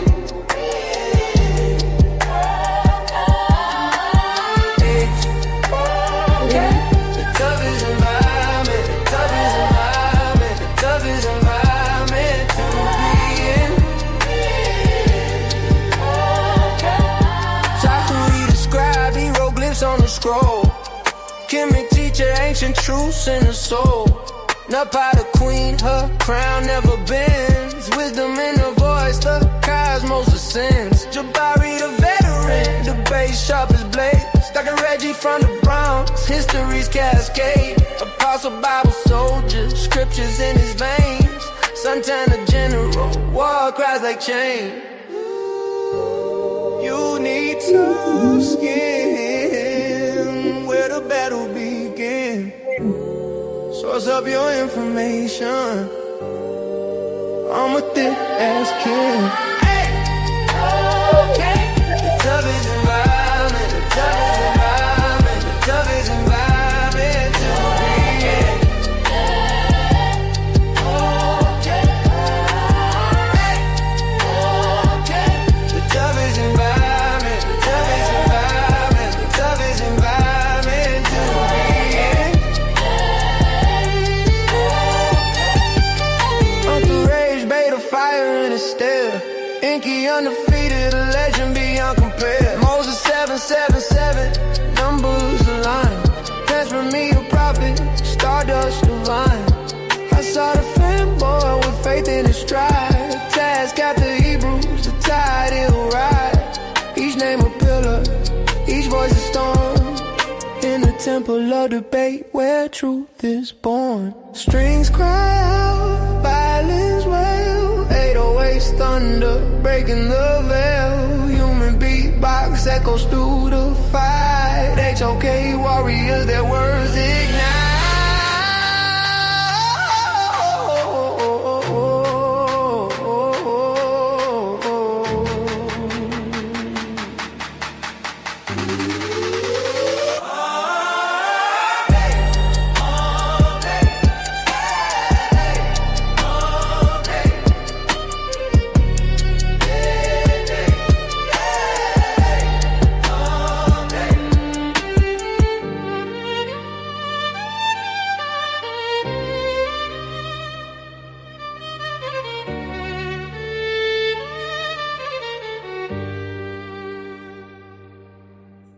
HOK.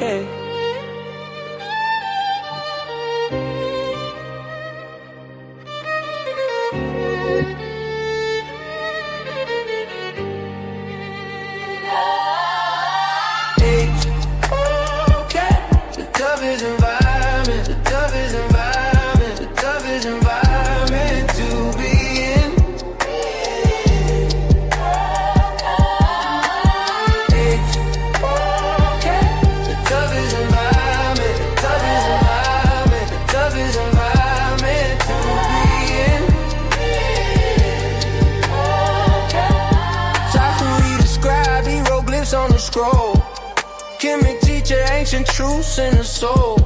Not by the queen, her crown never bends. Wisdom in her voice, the cosmos ascends. Jabari the veteran, the bass sharp as blades. Dr. Reggie from the Bronx, history's cascade. Apostle Bible soldier, scriptures in his veins. Santana general, war cries like chain. You need tough skin, where the battle begin. Source up your information. I'm a thick ass kid.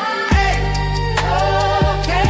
The toughest environment, the toughest environment, the toughest environment to be in. Okay. Hey, okay. The toughest environment, the toughest environment, the toughest environment to be in.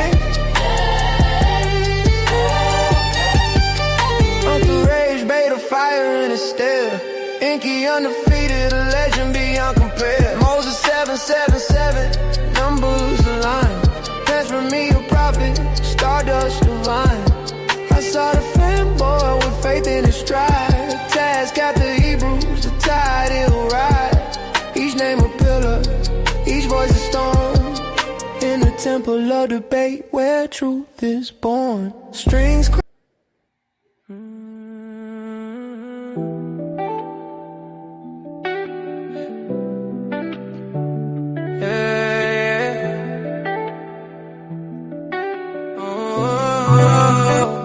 love where you at, where my people at.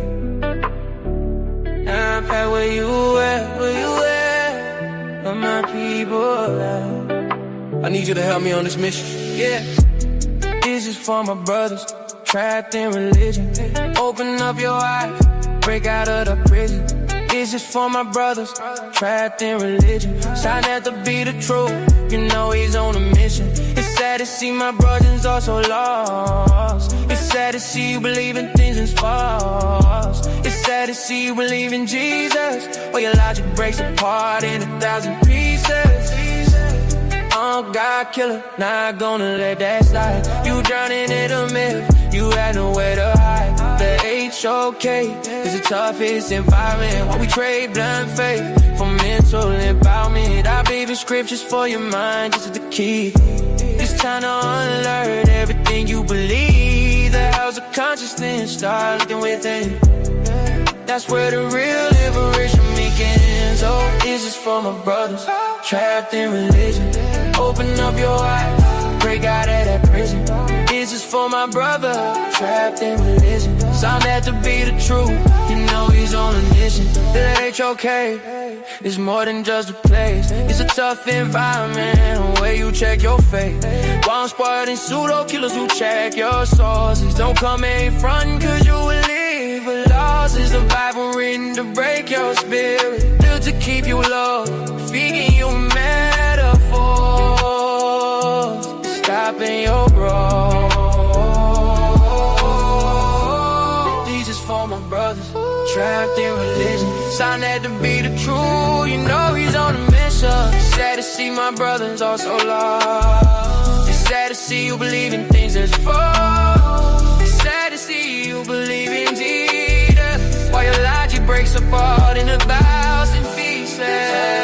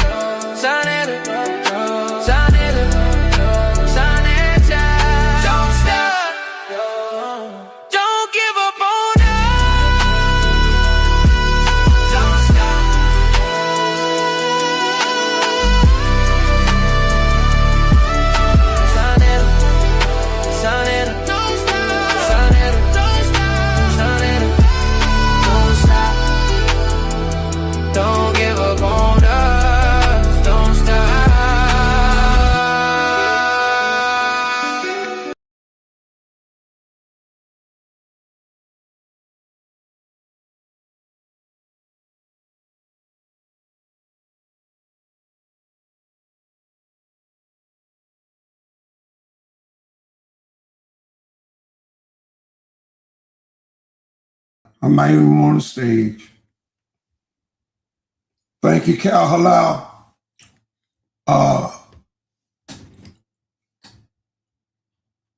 Yahawah Bahashem Yahawah had a mind slow. Thank y'all for being here with us. I really thank you, HOK.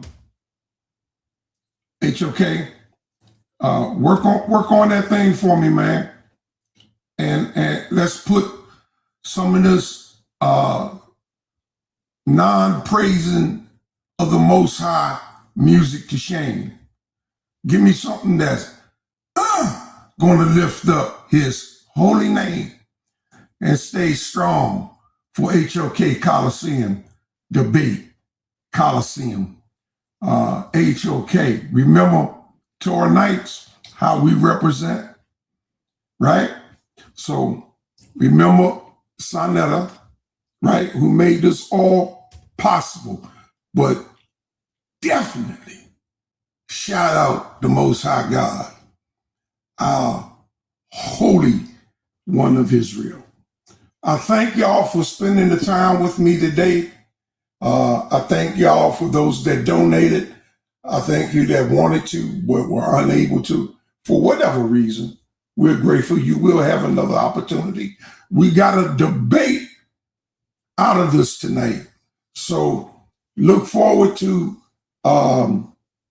Chuck Morgan coming on, being interviewed by Sonetta. He said on the 26th. I thought it was on the 20th. I thought it was on the 19th, tomorrow. But nevertheless, tomorrow, I'm sure him and Sai get that together. But we got another debate now. Look forward to Sonetta, KOT, and King J wants to debate if Christ is prophesied or referenced in the Old Testament. Is there any reference or prophecy of Christ coming in the Old Testament? That's what the debate is. We're going to hook it up. Let's look forward to doing something within the next 2 or 3 weeks. See if we can put that on the books. Okay? I think that might be a debate for your channel, brother, to get to draw in the audience that we need to draw in. But hey, we can do it over here. I would love still to manage it and to host that debate between them two. But we shall see. All right? Thawada, once again, in the Hebrew language, I thank you. I thank you. I thank you. Thawada. And with that, Shabbat Shalom, as this Sabbath has come to an end. Another Sabbath in the books. Shabbat Shalom. Amen.